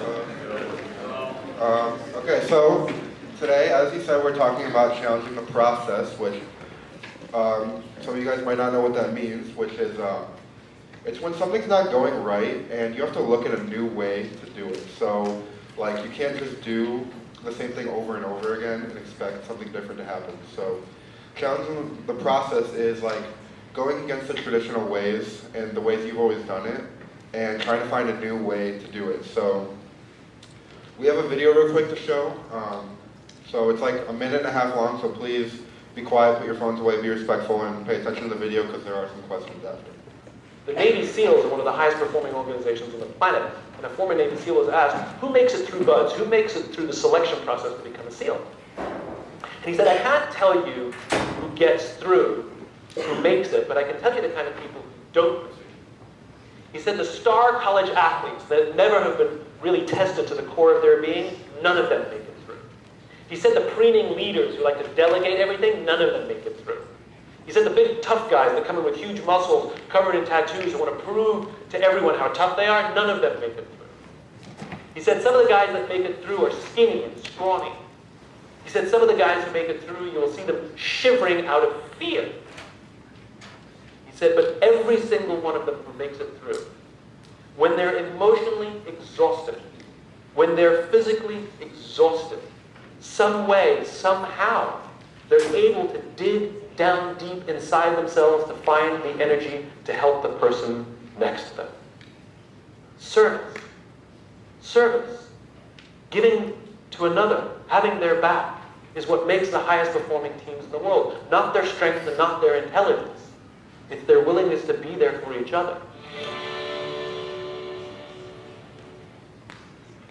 Alright, to go off that video, it doesn't matter how big you are or what your past is. You have to be able to search for opportunities and take risks. It matters what you do in the moment and how you're able to help the others around you. You know, when you're able to help a person around you, it creates a culture.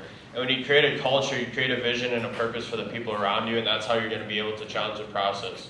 So, what's an example of you having to dig down deep to help someone next to you? There is Candy if you raise your hand and answer questions. Sometimes, like, we just have to, like, communicate really well with them, and you have to, like, make sure you're there for them, because some people might not fully, like, open up to you right away, and they might not, like, trust you fully. You have to be able to, like, communicate that you're there for them, that you're going to be able to help them through it. Yeah, good. Being able to check up on one another, right? Because that's something you have to do to be able to help someone next to you.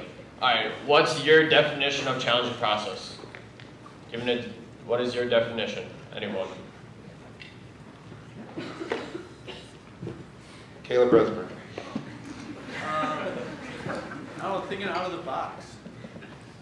Yeah, that's good, because you have to be able to think out the box to be able to, go on the fly and be able to challenge yourself. And then, have you ever challenged the process yourself in your life? Raise your hand if you've challenged the process yourself in your life. Good. So now give an example. Someone keep their hand up and give an example. Go ahead. I guess when I joined the Army, I just wanted to kind of like challenge my mind and challenge my body, so I guess I just challenged my whole process of life in a way. Yeah, good. Joining the Army, that's going to be tough, right? But you have to go through boot camp and you have to have a good mindset to be able to get through it. Okay, so we're each gonna talk a little bit about our experiences or advice we have. So the first thing I have for you guys is the number one tip I have if you need to get through something tough or look at a different way to get something done is change your mindset. And I think a lot of people struggle with mindset and they look at things negatively and they don't look for ways to get things done, If you keep looking at things negatively, wow, this is hard and I can't do this, then that's what's going to happen. You're not going to be able to get things done because you're not going to ever believe in yourself to get things done. So I think a big thing is changing your perspective on the way you look at things. Raise your hand if you've ever been frustrated or not been able to get through something and you think something's difficult. I think everyone should probably be raising their hand here. Everyone's gone through stuff like that. And if you keep looking at it this is tough and I can't do this or this is frustrating, then you're not going to be able to get through that because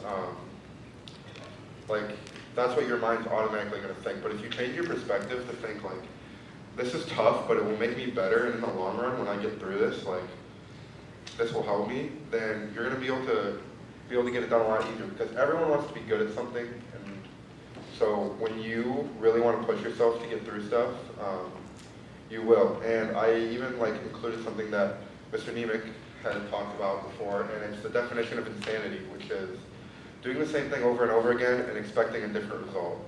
So like challenging the process, like we said earlier, is looking for different ways to do stuff. Like there's traditional ways that has always been happening, but if you look to do a different way, you're gonna get a different result every time. So, you know, everyone wants to be good at something, and if you change up the way you do stuff, you're gonna have a better chance to succeed.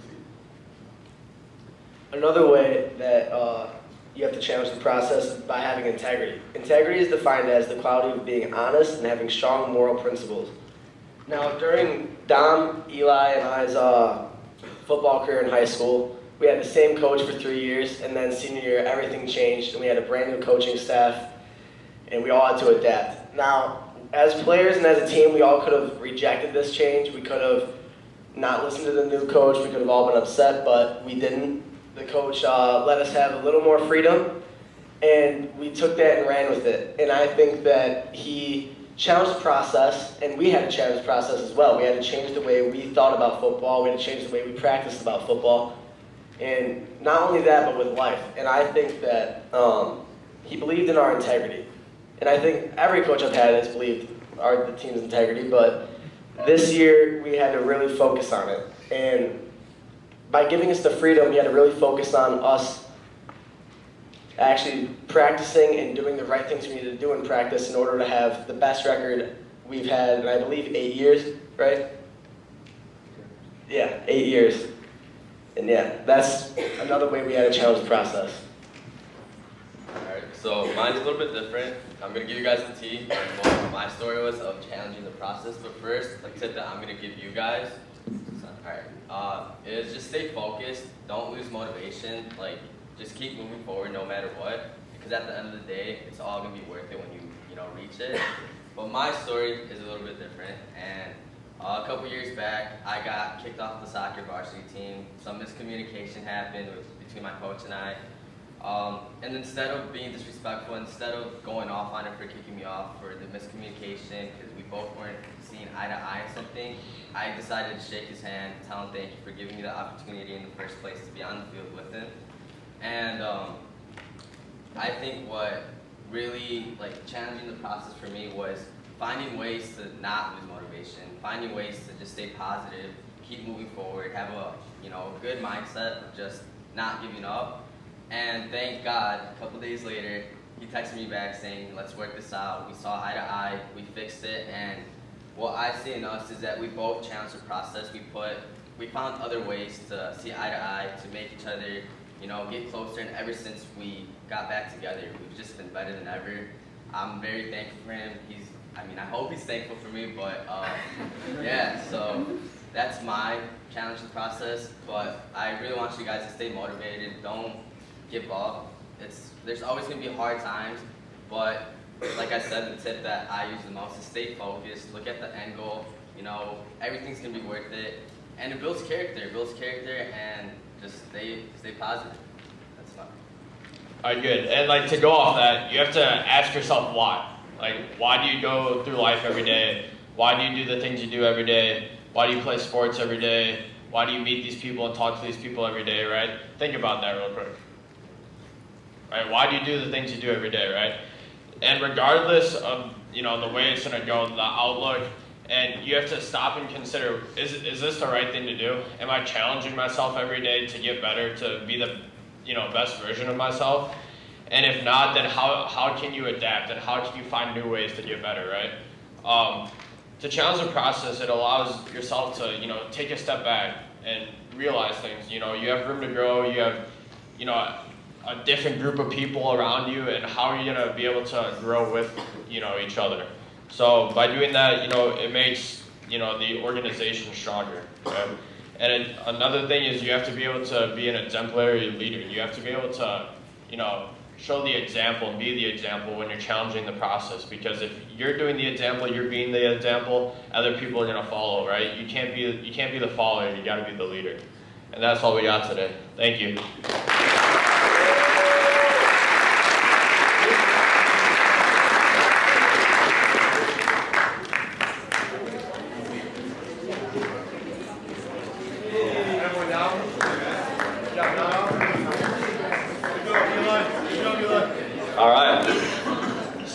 Our next topic here is a really important topic as well. It's on time management, and I want to bring to the stage Ella and Alexis and Brett. Let's clap it up for them.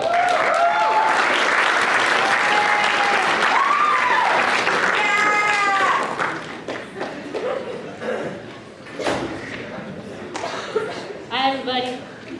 Today I'm going to be talking to you guys about time management because no matter who you are, it's something you will forever need in your life.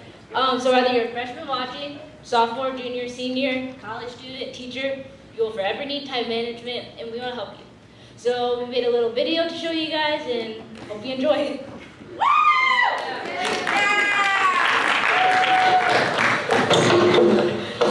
What's wrong? I just got to school. I'm so late. We're not going to finish our project. I don't know what to do. You need to learn how to manage your time. No. Someone needs to teach me.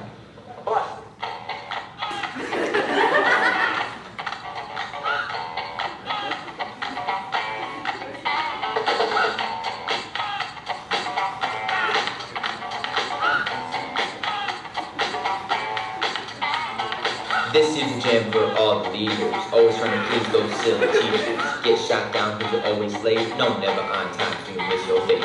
Okay, smarty, no time for tardy, got up early, no need to worry. Girls always doing their hair and face, while guys are always sleeping in, losing their breaks. Next day's function, high class luncheon, got there first, maybe it's a malfunction. When you woke up early, around 5:30, now we're looking like we are fly and sturdy. Girl starts walking, guy starts gawking, sits down next to you and starts talking. That's all we have, so thanks for your time. Now next time you know how to manage your time.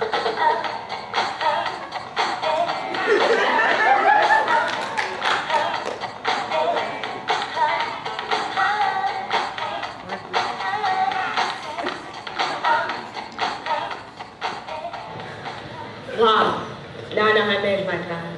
I'm glad it helped. Me too, but I think I can use a little bit more help.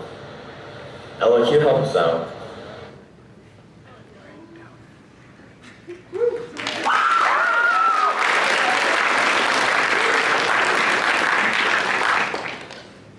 Hi, I'm Ella.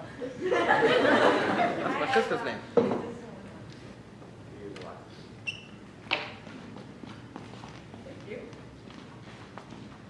Hi, I'm Ella. After watching Alexis learn how to manage her time, you might have some more questions and I'm here to help. Let me first tell you a story about a friend of mine's junior year. Her first semester, she overbooked her schedule because she could not manage her time and prioritize her responsibilities. One day in particular, she had an hour of AP US history homework to do and basketball practice on the same night. She thought she could manage it all, so she decided to hang out with her friends that day as well. But while she was hanging out with her friends, she couldn't stop stressing about basketball practice, and while at practice, she was stressing about her homework. When she got home, she was so exhausted that she couldn't get all of her responsibilities done and stayed up until 2 a.m. working on the homework. Because of that, she woke up late and missed her student council meeting in the morning.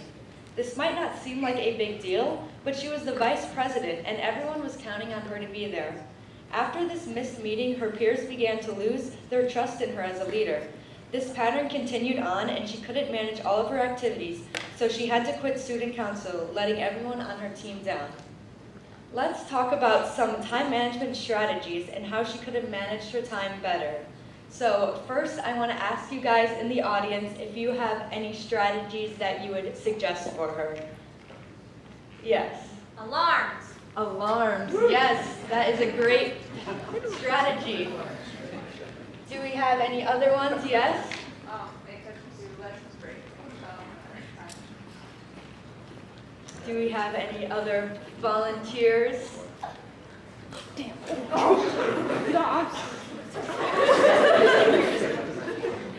Do we have anyone else that would like to suggest a strategy? Yes? Set your clocks 5 minutes ahead of what the actual time is. That is a great one.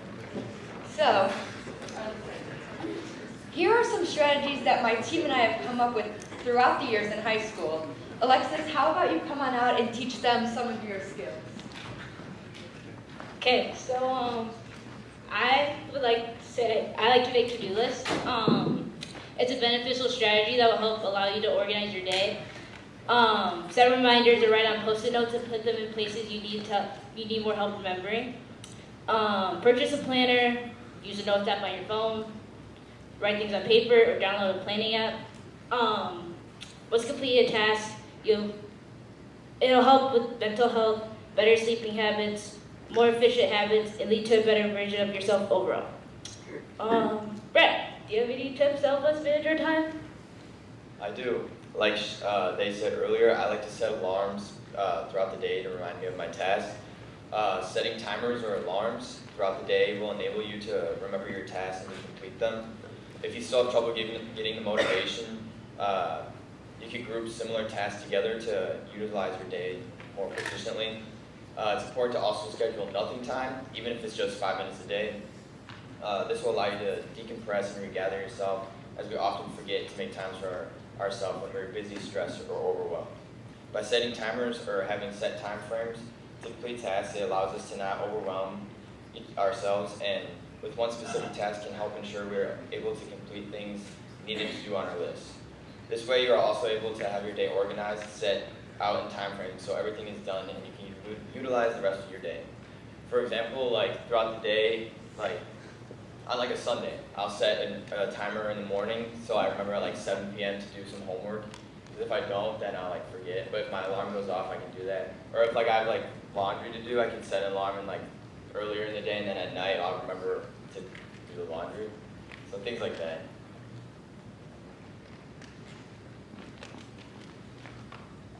I also have one more tip to share with you guys, and that is to plan out everything ahead, your weeks and your days, so that nothing is unexpected. I like to mark on a calendar all of the activities that I have planned for the week, even if it's a routine activity that happens at the same time every day. Once you have all of your essential plans mapped out, you will be able to physically see where you have free time. Then from there you can start incorporating smaller tasks into your daily plans, such as what time you will complete your homework at and when you will walk your dog. Having a lengthy laundry list of every single task that needs to be accomplished can get overwhelming and you might not know where to start. But if you plan out every aspect of your day and assign it its proper time, you will feel less stressed and overwhelmed by the tasks that you need to get done. Remember that girl I was talking to you about earlier? Well, after her struggles junior year, she decided she needed to make a change. She focused on her time management skills and got organized. She started focusing on her time management skills, planning ahead, and putting the first things first. By the time it came around for the Student Council presidential campaign, she had built back her reputation as a reliable leader and won over the hearts of the senior class. She was nominated as senior class president and earned herself an incredible scholarship for all of her hard work and dedication. From this story, we can learn that a great leader can manage their time. Time management is an essential leadership skill because it helps leaders prioritize their responsibilities, create goals, and achieve those goals. Effective time management not only allows leaders to manage their own workload, but it allows them to better guide and mentor their team. Being a leader, your actions will influence those around you and spread to your peers. Leaders need to serve as a positive influence and model the expected behaviors. A leader who cannot manage their time influences a whole team of people without time management skills, which you can see there would be a problem there. A leader's time management skills can drastically impact their team's productivity and success. Effective time management helps you organize and prioritize your workload, reducing the chance of feeling overwhelmed. Finally, good time management makes you more reliable. Others will be more willing to trust you if they know they can count on you. Time management lets you be more responsible and self-sufficient. You can stay more organized and live life with less stress. So start managing your time now in order to grow your skills and become the great leader that you have always wanted to be, because this is a skill that you will need for your entire life, so it is important to act now. Woo! Thank you.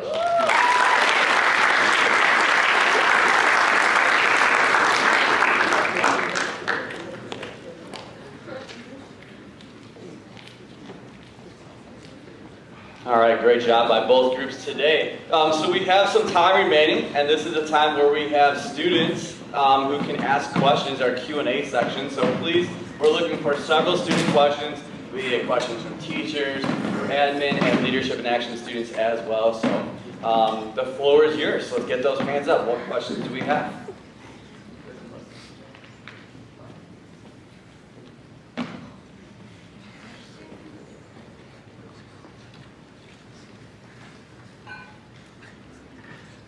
Do it. Let's see those hands.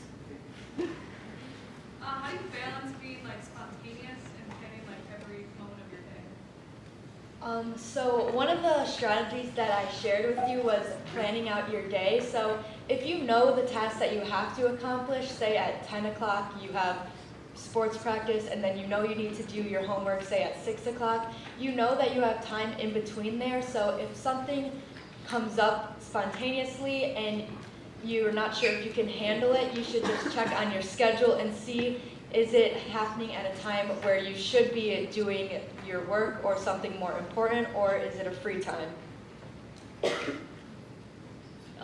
Me personally, I've been a student athlete my whole high school time here.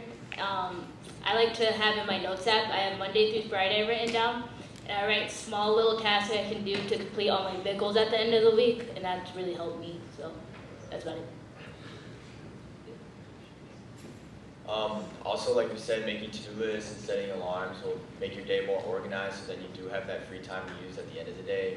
Or you can like manage this, you have free time in the beginning, and then at the end you can do all the things that you need to get done. And you can also like set out like a calendar, like all the events you have coming up, so you can remember to schedule those type of things on days that you don't have things that you have to be at, mandatory stuff.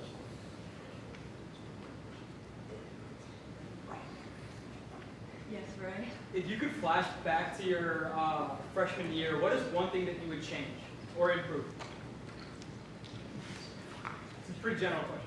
Like overall? Overall, like, and I mean, it could pertain to challenging the process or managing your time. His question was, if you had a flashback to your freshman year, what's one thing that you would change? I don't know, maybe keeping a more open mind, I guess, to things that could happen. Like, I feel like I've always been like a pretty straightforward person, and I like things done like a certain way. And like things need to be like, for me, like with them, like time management's a big thing to me. Like I need to like actually like set everything out, otherwise like I don't like do great with change. So like for us, like challenging the process was a good one for me to really focus on, because it led me to like consciously think more often about like changing the way I was doing stuff. Because like again, like I'm like a pretty like straightforward person, and like I wasn't always super open to change. So like being conscious about the fact that like it's not a bad thing and it needs to happen sometimes, like has helped me a lot. So like freshman year, that's something I struggled with, and like, you know, but now, you know, being more open to like things might not go the way that I want them to, but I just have to sit and adapt and figure out a new way to get things done. That's helped me a lot. Mine was definitely because I had to take AP Human Geo, which was my first AP class and freshman year, and it was really hard. So I think just managing my time, you know, going along with that, and like just focusing on getting my homework done, because that was a really tough class. I was taking other honors classes too, honors biomed. That class really, you know, was a hard class too. So just being able to manage your time and manage your homework, I think that'd be mine. Mine would probably be like being more optimistic, being more open to like new things. I was kind of like really just kept to myself. Freshman year, I had my friends and everything, and that's like all I really cared about. I didn't really want to like meet new people. I mean, I'd say hi, talk to some kids outside of my friend group, but after a while, I just started being more optimistic. I started being more positive. I just kept saying, like, for example, just saying hi to like random people. Like, it's funny, but it makes their day, it makes my day. Like, it's just something, it's like a connection. So I definitely started being more open and just, yeah, spreading love. One thing I would change is I would definitely care less about what people thought of me freshman year, because I think I was kind of like when I know someone, I'm pretty loud, but when I don't know anyone, I'm kind of quiet. So I feel like just getting out of my shell freshman year would have helped me a lot, like even now. So I think that's one thing I would change.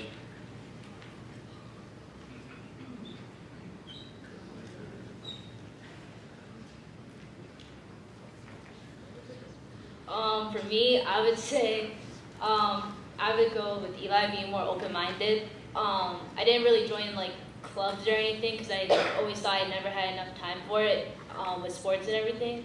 But once I learned how to manage my time really well, I think I'm a part of like 10 clubs and like things now, so I just think that being more open-minded to knowing you have time and just knowing how to manage your time is something I would change.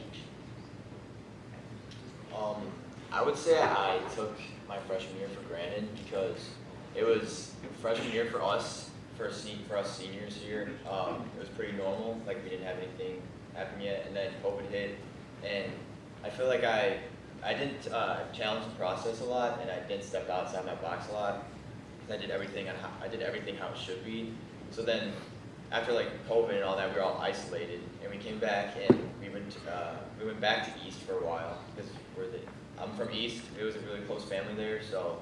And then we came to, after coming here, like it was a lot more space. Like everyone was spread out. Like I don't know. I just feel like I took my time as a freshman for granted.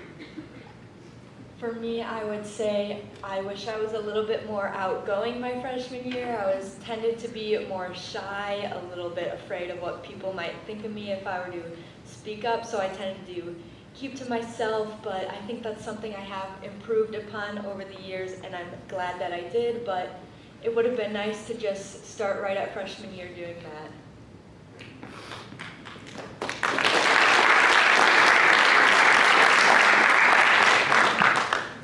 For those of you that went to East at first, how hard was it to adapt coming to West? It was definitely different, you know, different group of people, more people, you know, bigger parking lot. Instead of sophomores parking at the football field and having to walk over, you got to walk right in school. You knew everyone around at East. At West, I still see someone new every day I don't know. It's just kind of, you know, like being able to adapt. You know, you don't know everyone, you don't know teachers. You know, some teachers traveled, but that was barely any. So just being able to adapt because you were with, you know, these kids from middle school that went to the same middle schools, and now you're with kids from MMS, Parkland, you know, wherever you went to middle school. So I think that'd be mine. I think the switch is actually a really good example of your guys' topic of challenge the process, because when after our freshman and sophomore year and we came over here, things are done differently. It wasn't exactly the same. You had to get used to some of the changes. And I think if I would have been just stuck in my ways about, I don't want to come here, I wish they never made the change, I don't think that I would have done very well my junior year and this year. So I really had to challenge the process. I had to be open to new ways of doing things, and I realized that they change things for a reason, and it's not just to spite us, and they have a reason for doing things, so I have to go along with what they're doing and just challenge that process, and it's okay, you get through it. Yeah, I would say like what Dom said, like at East, I feel like even as a freshman, we knew every single like sophomore, junior, senior, like it was all familiar. And then here, like I see kids that I've never seen before in my life. Like I'm sorry, but like looking in the crowd right now, like some people I've never seen either. So like it's kind of weird to like see, like be in that position because at East, like we knew everyone. So I feel like it was kind of hard like coming over, but like we adapted really well. We like made new friends and stuff. So I think it was okay.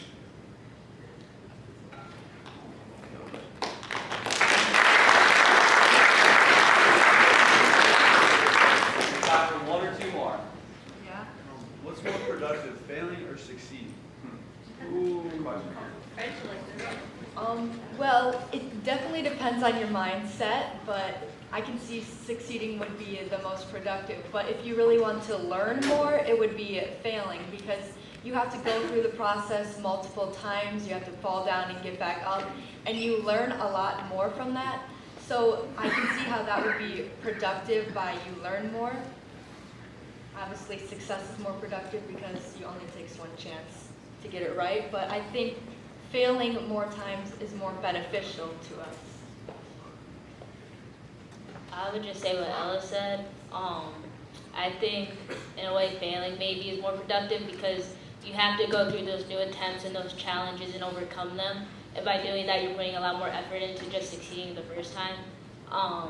And by failing, you're learning new ways to do stuff, new ways to overcome challenges and face adversity. So I just think that's in a way more productive.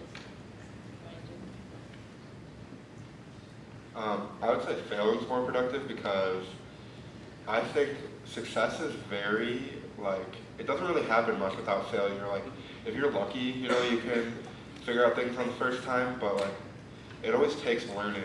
So, like, you have to fail in order to succeed, like, later. Like, you're not going to be perfect at everything, and you're not going to get everything right on the first try. So I think that, like, you're going to fail and it's going to suck, but like, when you learn how to get through it and succeed later, then it'll feel a lot better because you had to go through all the failures first. I mean, raise your hand in the audience if you failed before. Raise your hand in the audience if you found success after that fail. There you go. There's my answer. That was fire, Don. I think failure is less productive. Because I mean, no, success is less productive. Because failure, you need to fail at least once or twice to like find success. And even when you are failing, you are achieving something. You're finding a way that didn't work. With like challenging the process, if you find a way that didn't work, you already found like, yeah. I don't know where I was going with that. Right. So senior year is coming to a close, right? And so if you had to sum up your senior year and give those who are going into their senior year one piece of advice, what would it be?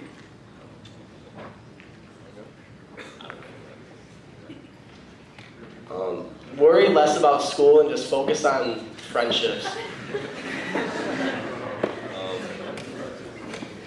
Advice for juniors. Okay. Just be open. Don't, literally what I said before, be open.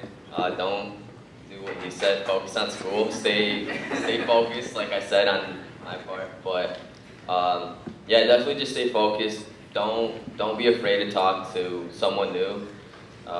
It's your last year, so you want to definitely enjoy it, cherish it, and just talk to anyone. That's what I did. I know a lot of people, and I like them, so yeah. I would say my advice is don't end your year with any regrets. I know throughout like the first 3 years you might see something that you want to try and decide maybe it's not worth it. If it's your senior year and you're still thinking about trying it, go out and try it. Try everything that you never had the chance to try and you might not get the chance to try again. You don't want to leave high school thinking, man, if only I had done that, if only I had talked to that person, I wish I became friends with them, I wish I'd joined that club.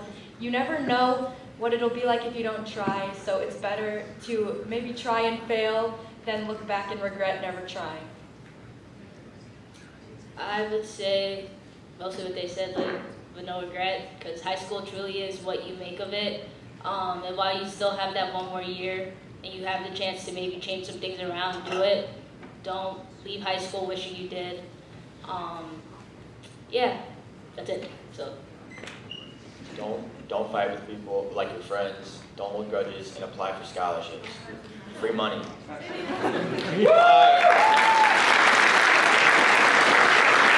Okay, one final thing. We have some famous alumni, Leadership in Action alumni that are in the building. Can you stand up if you're a Leadership in Action alumni? Let's pop it up for them. You guys did a great job. Have a good rest of your day.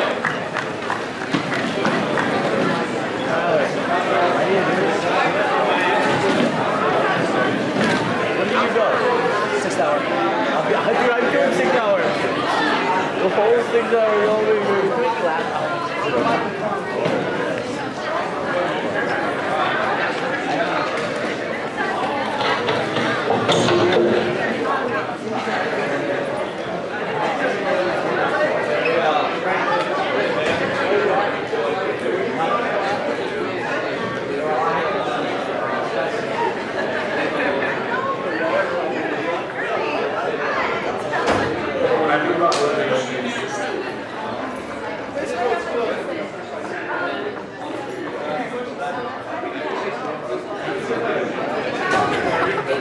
You're not? The video is ugly. Hi,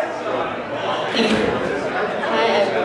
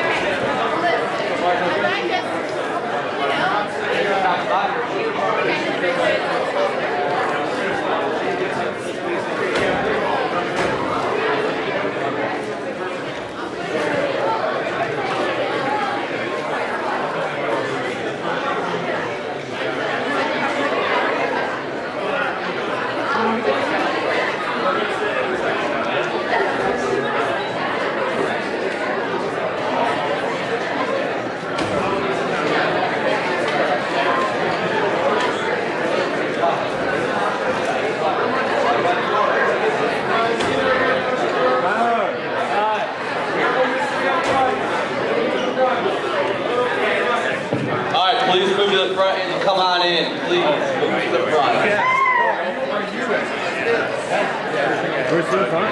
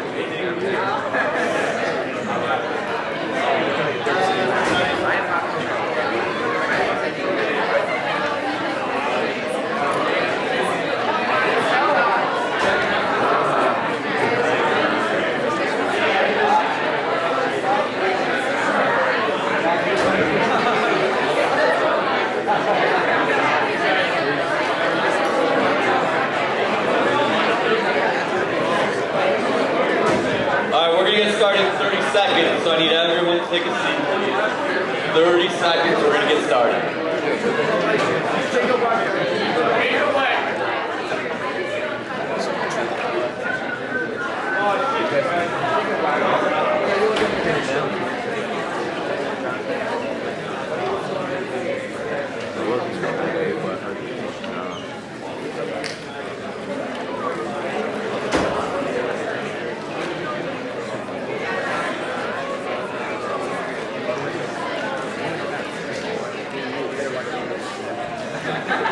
All right, we'll go ahead and get started here today. First off, audience, students, how's everybody doing today? Good. We're good. Are we ready to hear these presentations or what? Yes. So I'm asking 3 things out of the audience. Number 1, please be respectful. So far, so good. Phones away, feet on the floor, listen at the right times. These seniors deserve it. All right, give them that respect. Number 2, be understanding. It's hard. It's not easy to come up here and present in front of your peers. Understand at times they're going to make mistakes, they're going to be nervous, that's okay, they're working through it. Finally, last but not least, we need enthusiasm and we need volunteers. We're looking for students to ask questions at the end. There'll be a Q&A if time remains, and we're asking for volunteers depending on each presentation, and we just need that passion, we need that enthusiasm that helps these guys do the best they can. Sound good? Let's hear that enthusiasm right now, let's go.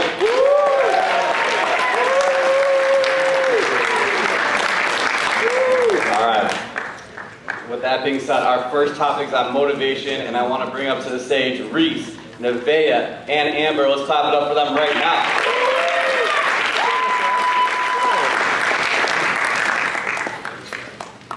Hello, guys. Our topic is motivation, and motivation can be described as the purpose behind why someone does something. And this is something that everyone struggles to find, especially with students here at McHenry High School. And as a result, we decided to conduct a survey and had students here complete it, and some of you guys might have completed it. And with all the data that we've collected, 64% of you guys said that you sometimes struggle with motivation, 29% said that you do, and 7% said that they don't. Research shows that over 40% of all high school students struggle with motivation and disengage with school. This is caused by the amount of homework that gets sent out every day, the plans they have to consider when they're done with high school, and etc. 89% said that they give motivations to others rather than themselves. This is likely to happen because you want to see others succeed and you aren't thinking about yourself succeeding. This also happens because you want them to feel good about themselves and give them a push that they need to achieve their goal. Motivation plays a big part in your daily routine and affects your life more than you guys think. Motivation is needed to get out of bed in the morning, take the extra 30 seconds to make your bed. It's needed to get to work on time and be there on the days that you actually need to be. For school, when you have to show up and sit in a desk for 8 hours, that is the motivation that you guys have every day. Motivation is needed to complete all the homework and projects you receive from your teachers, and this simple action and mindset can improve your days and create better habits for you to pick up on. And you don't truly realize motivation is used for everything in your life until you actually lack it. So I have a quote for you guys, and then I'm going to share my experience with motivation. The quote is, "Develop success from failure. Discouragement and failure are two of the surest stepping stones to success." So with this quote, motivation, you usually fail at first, and then you gain a little bit more motivation. So with my experience with motivation, going into high school, I had a really hard time. I was a kid that went to MMS, and then where I lived in the boundary, I was sent to West. So I lost all my friends that I grew up with for the 2 years that we were apart, and it was really hard on me. We still didn't have the referendum at that point, so I didn't think I was ever going to be in school with my old friends again, and that was a really hard moment for me. I was pulling away from basically everybody, and I pushed off all my work. I thought, well, if I didn't do my work, my parents will see I'm struggling and send me to East. I didn't go to East. I pushed through. And I didn't really care that much about school, and I wanted to just transfer. I was like, this is dumb. I don't want to be here. But going through this rut, I thought it was impossible to escape. I closed off my mind, and I was very closed off to the world. I was told that I had to find a purpose. I couldn't just isolate myself, and I had to get some motivation in my life. And in order to find a reason to get up every morning, show up to school on time, and get all my work done, I had to put a reason behind it and find positivity in doing it. I thought about the facts that if I didn't do my homework and I got bad grades in class, I wouldn't be able to graduate with my friends and be able to experience the high school experience that I created for myself. I had to think about the future. I couldn't just push off everything for the future. It really, at the end of it, looking back, it stumped me in my years. And that wasn't I couldn't do that in college. So the referendum passed, and I was able to see my friends for the last 2 years of high school, and it really made an impact on me. But I had to change before. I had to make a change in myself to be able to experience the change with my friends. And then, however, I'm one of many people who have experienced a setback due to lack of motivation.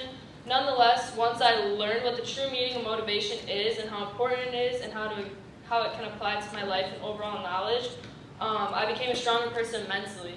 I walked into the first day of school crying. I didn't want to be there. I didn't want to do it, but I had to push through.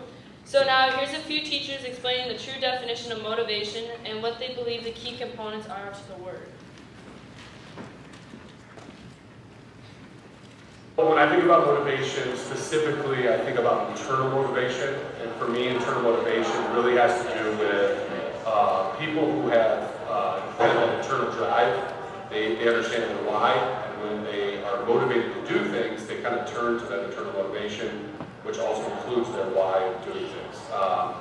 Also, when I think about motivation, I also think about kind of validation as well. It's validation of your hard work, the validation that you put in as either a student or an athlete or whatever it is, a community member, whatever it is that you're putting work into. That motivation to me is internalized in this ability to be able to take that, right, and be able to kind of validate all that hard work that you put in. So for me, motivation changes for a lot of people, but ultimately it's what drives you internally to do what you're doing.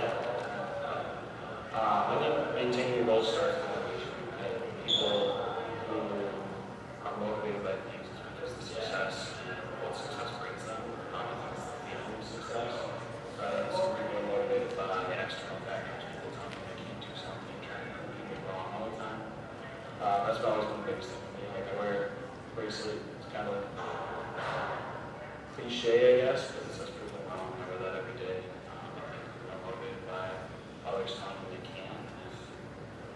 If you fail at something and you don't want to continue to try, that's kind of the motivating thing that they want that back. So I think success and the feeling that success brings helps people maintain their goals. The North Carolina basketball team always loses to Duke, so I don't know how they're still motivated. Yeah, that's Mr. McHenry, but overall, I think it's the feeling that people get when they're successful and they reach their goals that makes them motivated to continue to go and then continue to reach goals that they have think motivation is either external or internal, right? And so I can be motivated by Amber over here, who's awesome, right? By Amber over here because I see her doing something great and I want to be like her. I've always wanted to be like Amber, right? But how do I gain internal motivation? I've got to find the drive and go back to my purpose and go back to my why. I start with why. The great book by Simon Sinek, if you haven't read it, you should read it. Start with why. That's how you find your inner drive. Like what motivates you to get up every morning? What pushes you? I should be rolling out of bed every morning wanting to be here every single day because I'm so driven to like change people's lives, for example. Right? That's my why. That's my purpose. If I don't have that, then I'm not motivated. Make sense? Good. I was asked to share a second on motivation, and let me just tell you, it's tempting to think that motivation is all about you as the motivator, but at the end of the day, it's really more about getting to know the people you're working with. So I would say my biggest advice on motivation is to spend more time focusing on getting to know the people you're working and serving and motivating than worrying about necessarily your own strategy. Because the more you can understand the person you're working with, the more effective you're going to be in motivation. Everybody's different. Everybody has different things that do motivate them. So as you work with them to understand their goals, what drives them, that's going to help you better serve, to speak their language, and to challenge them when they need to be challenged, encourage them in the right way that they're going to hear. And so you can inspire them to motivate themselves. And that's our role as a leader and a coach. So motivation has more to do with getting to know the person than it is necessarily about some kind of dynamic strategy for you as the leader. All right. One of the ways that I maintain my goals is just having a detailed plan. It's all about preparation and execution. And if you don't have, one of the things that I always say is write the vision down, make it plain. So if you don't have something that you're striving for, there's no way that you're going to execute that plan. So I think one of the ways that I always hit and maintain my goals is by just being intentional, by writing something down, knowing where I'm at, and just being able to execute that vision. Yep. Hi, this video was sponsored by Dr. Squatch. Okay, so one thing that was mentioned in the video is the idea of internal and external motivation. So internal motivation means that your motivation to accomplish your goals comes from within you because it is determined by your own values and goals. Something as simple as waking up every morning, going to school will display this because it is your own self that is choosing to get up and accomplish something that you know has to get done. External motivation means that your motivation to attain your goals comes from a source outside of yourself. External motivation can often be associated with the incentives or reassurance from others in order to gain up the motivation to achieve your goals. Both can be essential to having motivation, and it is great to be able to lift yourself up, but always remember that it's okay to lean on others. Motivation is the key to determination and success. It is something that when you achieve your goal, you will feel motivated with your results, which only leads to more positive outcomes and possibilities. If you ever lack motivation, remember to find the purpose behind everything that you do because motivation is essential to allowing us to change our behavior, set goals, and develop competencies. When struggling with motivation, be sure to regularly review your goals, continue to set new ones, ask for help, and give yourself credit for the small things you do. That way you can build off that experience and even be more accessible. Okay, so now we have a little activity that we need 6 people to come up here for. And we have donuts. 8 people? I need 8 people. Okay. We'll do you. We'll do, yeah, Tyler. We'll do Eric.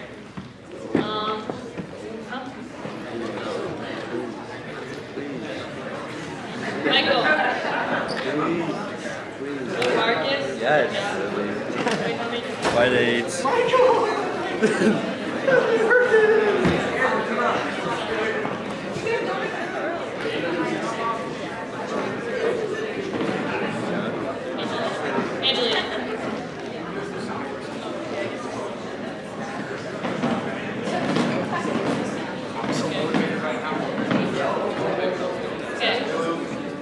They're all motivated by Riverside Donuts. So this is how we're doing this. Okay. Okay, so we're just gonna ask each of you one question, and we would like a detailed response, and then you get to pick out whatever donut you want. So we'll start with Derek. When's a time in life when motivation is hard to have? Oh. So I don't go to school on on time, like every day. I usually miss like first and second, half and third. But I found motivation today, and I went on time, and I made it.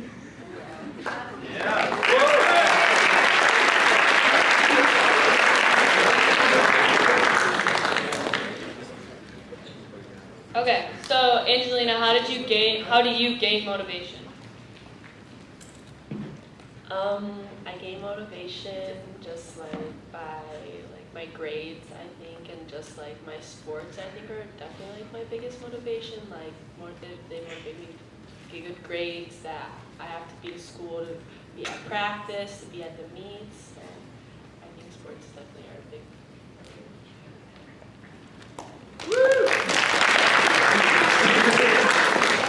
So who is someone that motivates you? Colin. Someone that motivates me is definitely my mom. She definitely rides me to do my best, I guess, and get good grades, go to practice and stuff like that, go make opportunities for myself, like college, and go on visits and stuff like that, and go to work, everything. So I'd definitely say my mom.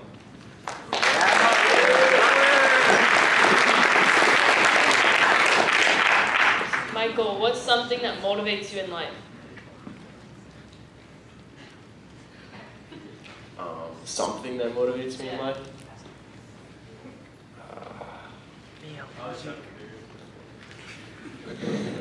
Probably my family. My mom and dad motivate me a lot. Working for a goal every day, coming to school, just finding the right path for me, basically.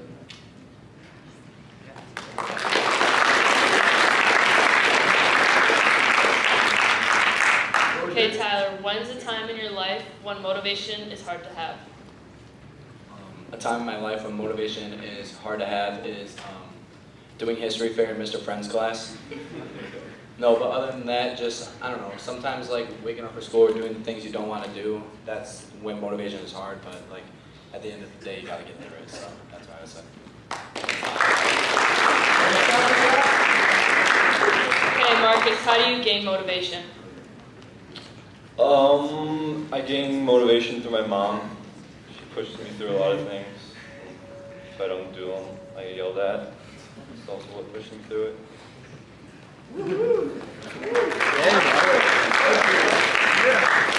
Okay, who is someone that motivates you? I mean, shoot, there is some people that I gain motivation from. I mean, I could say, my parents or my friends, whatever, but,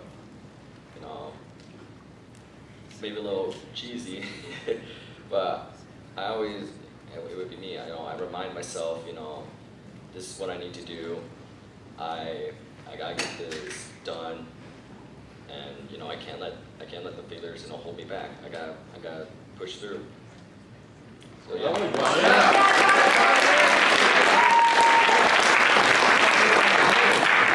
And what is something that motivates you in life? Passing my classes.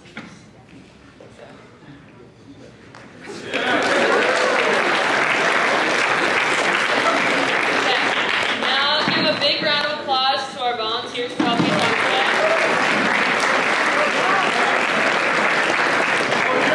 And thank you guys so much for being here and listening to our presentation about motivation.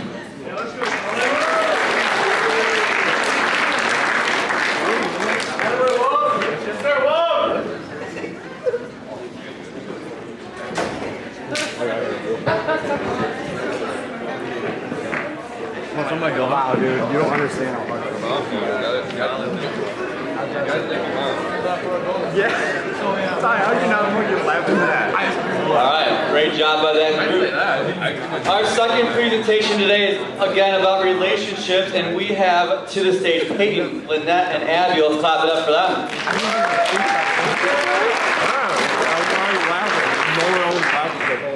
Good morning, everybody. How we doing? Good. Yeah. So today we're going to be talking about relationships within organizations, and throughout this presentation, you guys will kind of get to know some of my little bit of a personal story, and then just some of the organizations that I've been involved in. So we did a video Interviewed a few people who are a part of different organizations, and we will show it.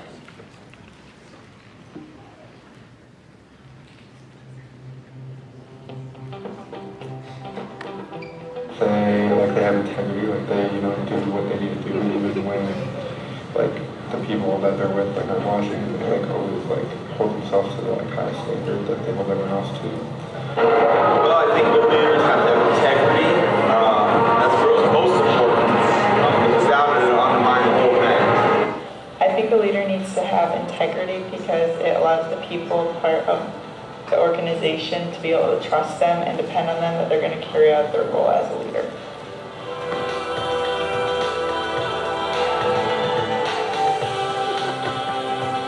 Animosity, like negative energy between people, like they're not like fighting, there's no like little bickering. Everyone's always like doing what they need to do to push themselves as well as like they're doing what they need to do to push people around them. I think it's a team of people all realizing that they're working together on a common goal. They may be very diverse and different groups, but having those common goals and interests is what aligns everybody. So you have to have a very clear mission that's communicated. That people all know here's what we're trying to do together. That's most important. Without it, there's a lot of infighting and things break down pretty quick. I think a healthy relationship would be being able to share your own ideas with everyone and not feeling like you're being judged and feeling like you're in a safe place.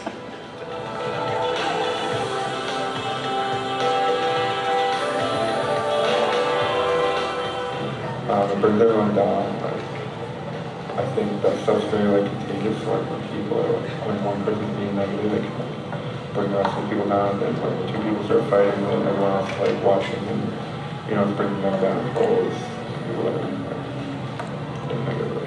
Well, I think people, when trust starts to break down, then people start doubting if they can count on someone, and then people start to work in isolation, and that starts to go into looking out for themselves first. And so all the things that make a good relationship work, those can quickly be eroded when some of those values aren't kept. Negative relationships in an organization can cause a lot of drama, especially when people are uncomfortable to be in a group with one another. And it can also make performance levels go down because people aren't as comfortable around certain people. Okay, so after that, we can see that one of the main things that a lot of the people talked about in that video was integrity, and how we kind of want to focus on how integrity is the building blocks of making quality relationships within organizations. So we have been a part of, for when I grew up, I went to Harrison Elementary School, which was all the way from pre-K to 8th grade. So some of these pictures are from up there. And with Harrison, we had a unique opportunity. Our graduating class only had about 50 kids, which is smaller than our Leadership in Action class. So over the course of pre-K to 8th grade, we had the opportunity to really get to know each other and really be able to build those foundational relationships with all of those essential skills of integrity, honesty, trust, and making sure that we had good building blocks for the years to come. So I can speak on probably behalf of all Harrison people, but one teacher who was really inspirational in our experience was Mrs. Gieske. Of course, we had her for 3rd grade. Of course, she had to teach the Common Core standards and make sure that we learned multiplication, division, all those boring things. But what set her apart from all the other people was really her ability to connect with us as students. She made sure to see us for who we wanted to be and really took the time to get to know us and kind of understand us as individuals. So she was someone who was really essential in our growth progress. So another story is Warrior Buddies. So then we graduated Harrison, had to move on to new paths. So then I was a freshman. I kind of wanted to get to know people. Coming from Harrison, we didn't have many opportunities to get to connect with people. And when you came to high school, all the clubs and opportunities were available to take on.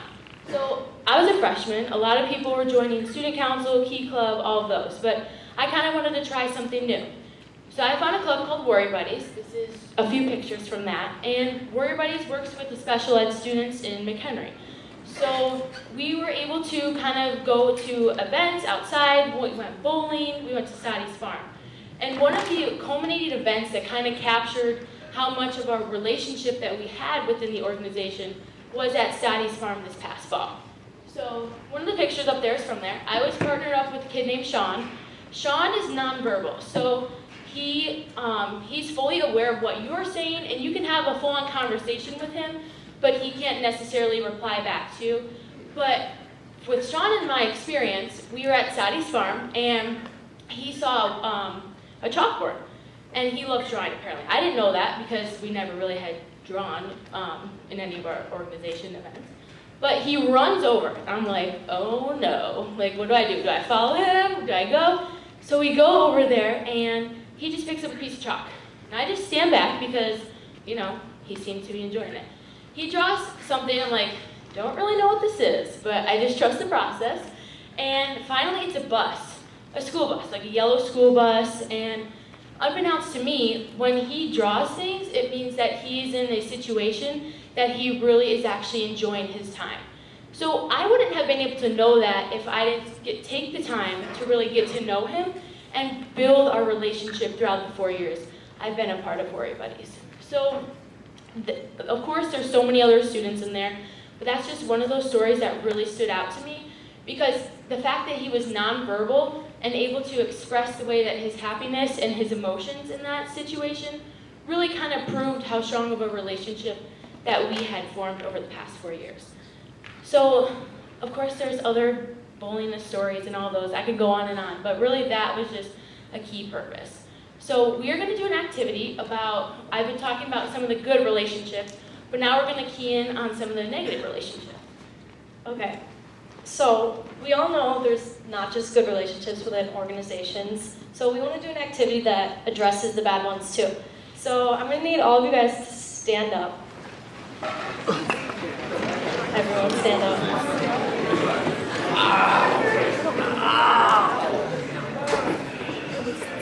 Okay. Okay, now stay standing if you've ever been a part of an organization that has a team like a sport team or a club or anything like that. And if you're not, then you can sit down. Okay. Sit down if you've ever felt neglected by someone who is supposed to be a leader on a team or a club, like a president or...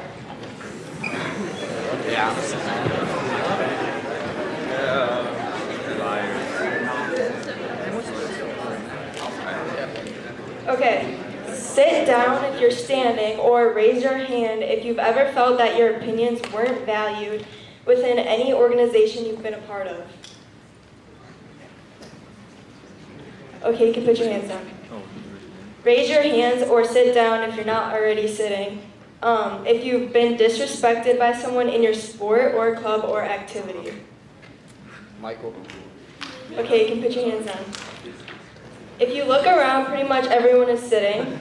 So think about that and reflect on it, on what does that mean, like, what do our relationships mean?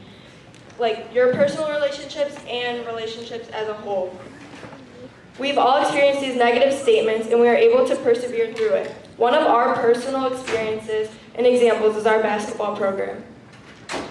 So during basketball, in the beginning of the season, we had a lot of disagreements and arguing, and at first we just pushed it aside, didn't really try to fix it, and that really affected our performance. And while we were playing on the court, even other teams noticed our bad team chemistry, and sometimes we'd argue.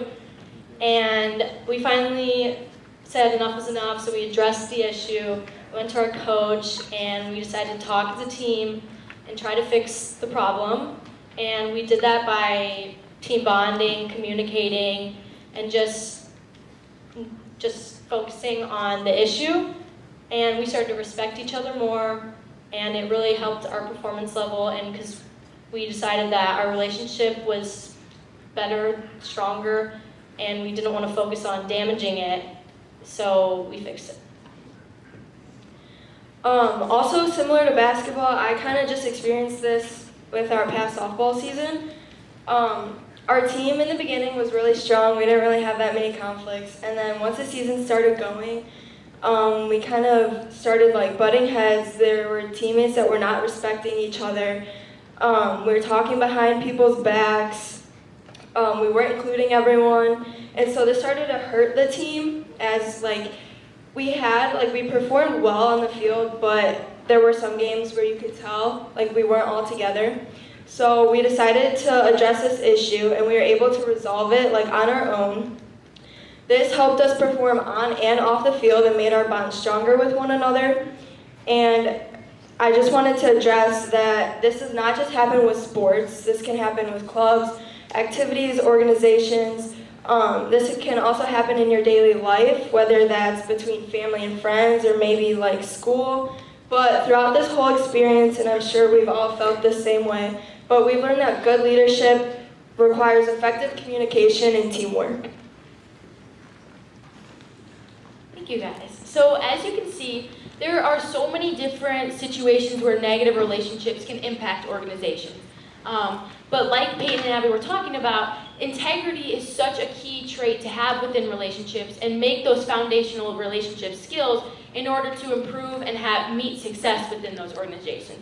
So we were talking about sports teams, seeing that integrity, like you're not gonna go talk to one teammate and then say the exact opposite thing to another. You wanna try to keep a consistent message and really just key in on the fact that you guys are there for each other. And being able to create those positive relationships is what's gonna allow you to grow as an organization. So one personal experience that I have within the girls basketball team this year is, a lot of you may know, I had a season-ending injury on December 2nd. So I ended up tearing my ACL and my meniscus. And it was super disappointing because I'm looking to play college volleyball, but we had a game, so I was only 10 days post-op at the time. I was still on crutches in my non-weight bearing period, so I could not put any weight on my right leg. But because of our relationships and how strong of a bond that we had within the basketball team, I decided I'm going to this game.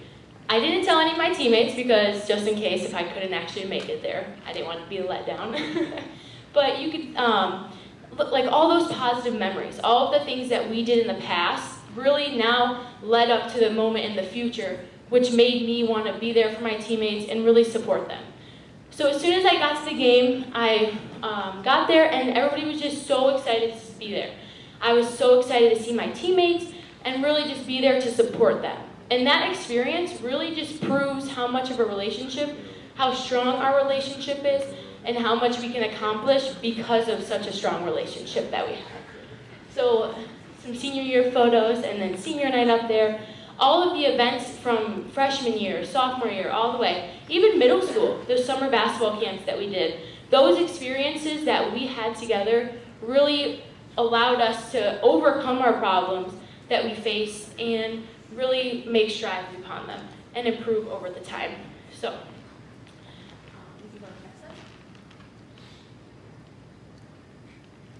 our quote today is, relationships are the foundation of leadership. With relationships, you can really become your group or organization, whatever you're a part of, it can really make phenomenal success with a simple relationship. And working on that relationship every single day can help you make strides towards those success. So 10 years down the line, you might be going back to your high school teacher, talking to them, telling them about all your things in college or the workforce, like we are today. We actually just recently went back to go visit Mrs. Gieske because of the relationships that we made all the way back in elementary school. Going down the line every single step of the way, you can continue to build those positive relationships and you can help make an impact within any organization that you're a part of. So, I hope that you guys were able to take something away from the importance of relationships within organizations, and I hope you guys enjoyed. Woo!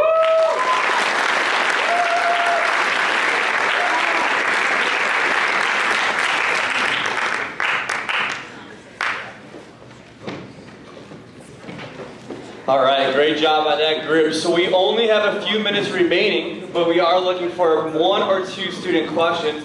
Before we do that, I do want to recognize a group that we have with us today. We have some alumni from Leadership in Action last year. If you're an alum, will you please stand? Let's clap up for these guys.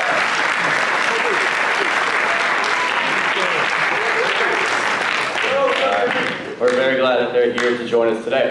So, at this point, if you do have questions, please raise your hand and then the students at the tables will provide you some answers.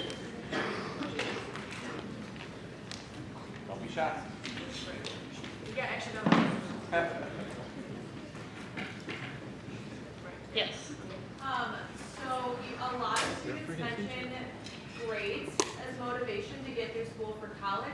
What about students who are choosing not to go to college? How can they stay motivated to keep up with homework and schoolwork?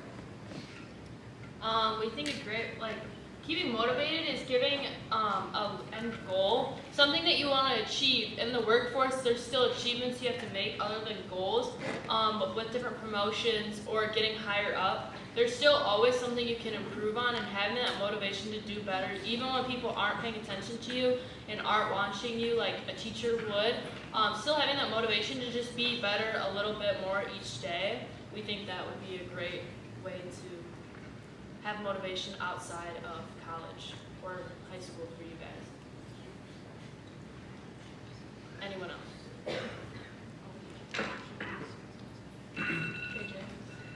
If you are having toxic relationships within an organization, what's something that you can do to help prevent or stop those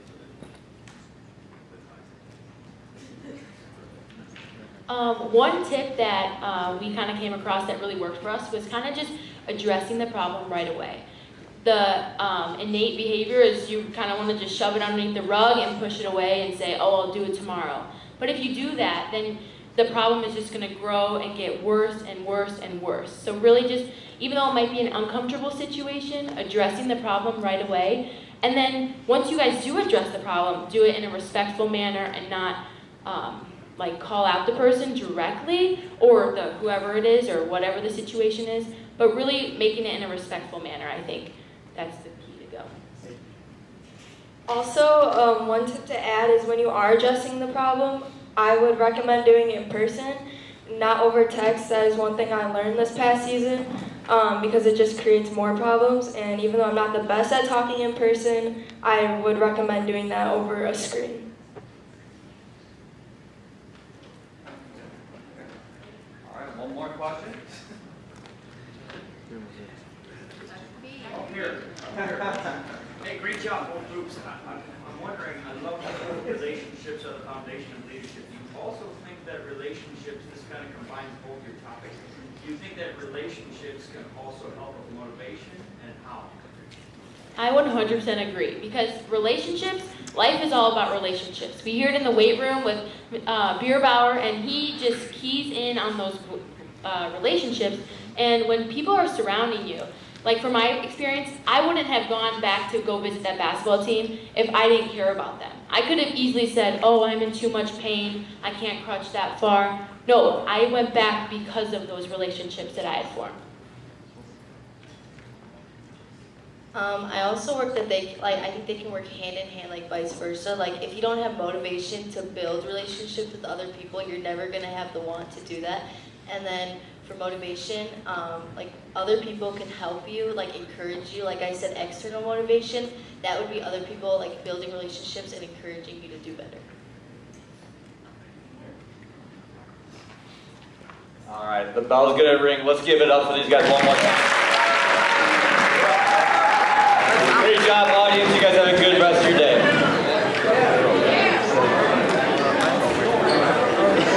Someone tell me all leadership and action students on the stage. All leadership and action students on the stage.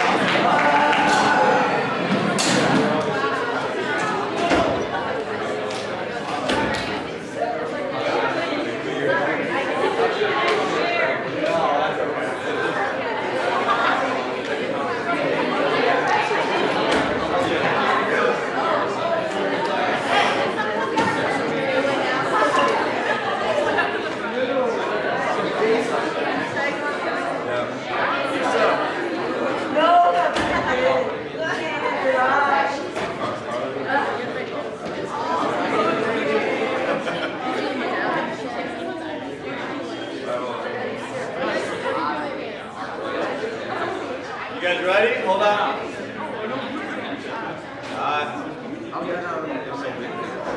Hey guys, smile. Smile. Yeah, you guys gotta get in there. Thanks, guys.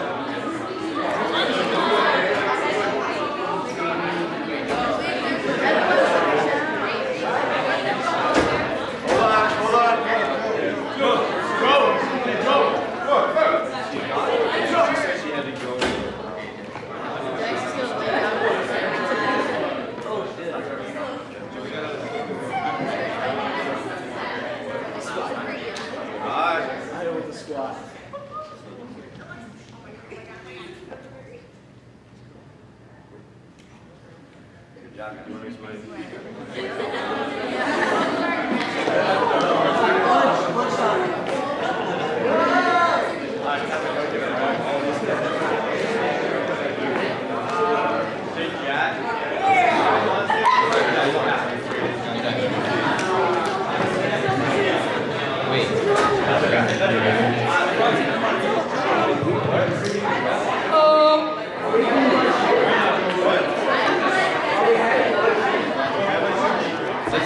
For all the leaders, always trying to please those silly teachers. Get shot down because you're always late. No, never on time, so you miss your day. Okay, smarty, no time to party. Early, no need to work. Their hair and face, look out there with some banana doing the not right. Next day's function, high price luncheon. Got there first, we think it's a high function.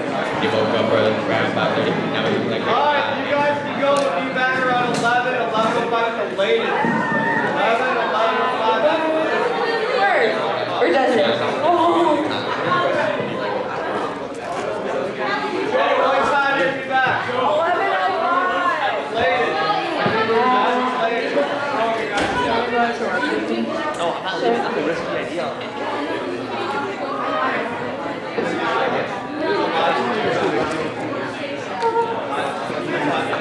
I'm moving around.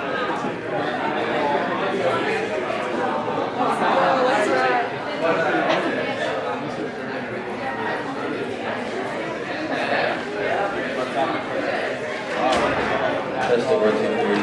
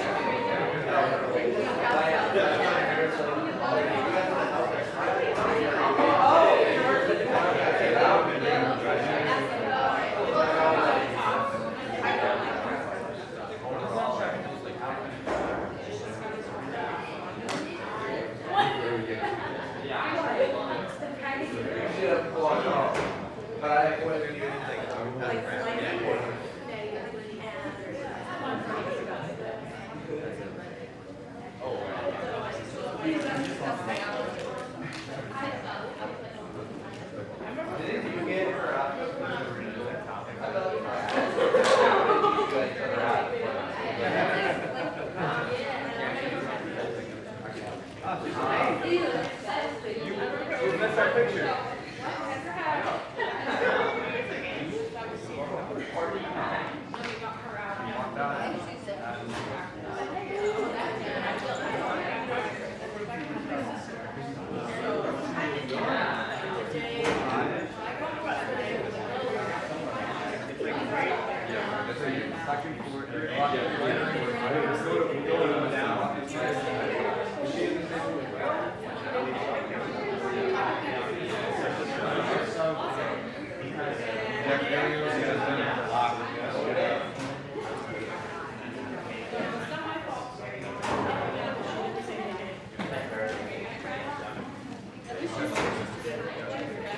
Oh, no, I that's it.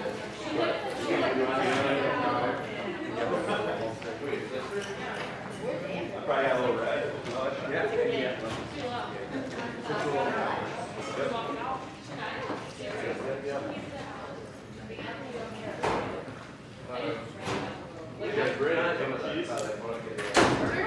Turkey. Alright, look at you. And some mayo. Yeah. Look at Jack cheese. I'm a big fan of the Cheez-Its. Cheez-Its are good.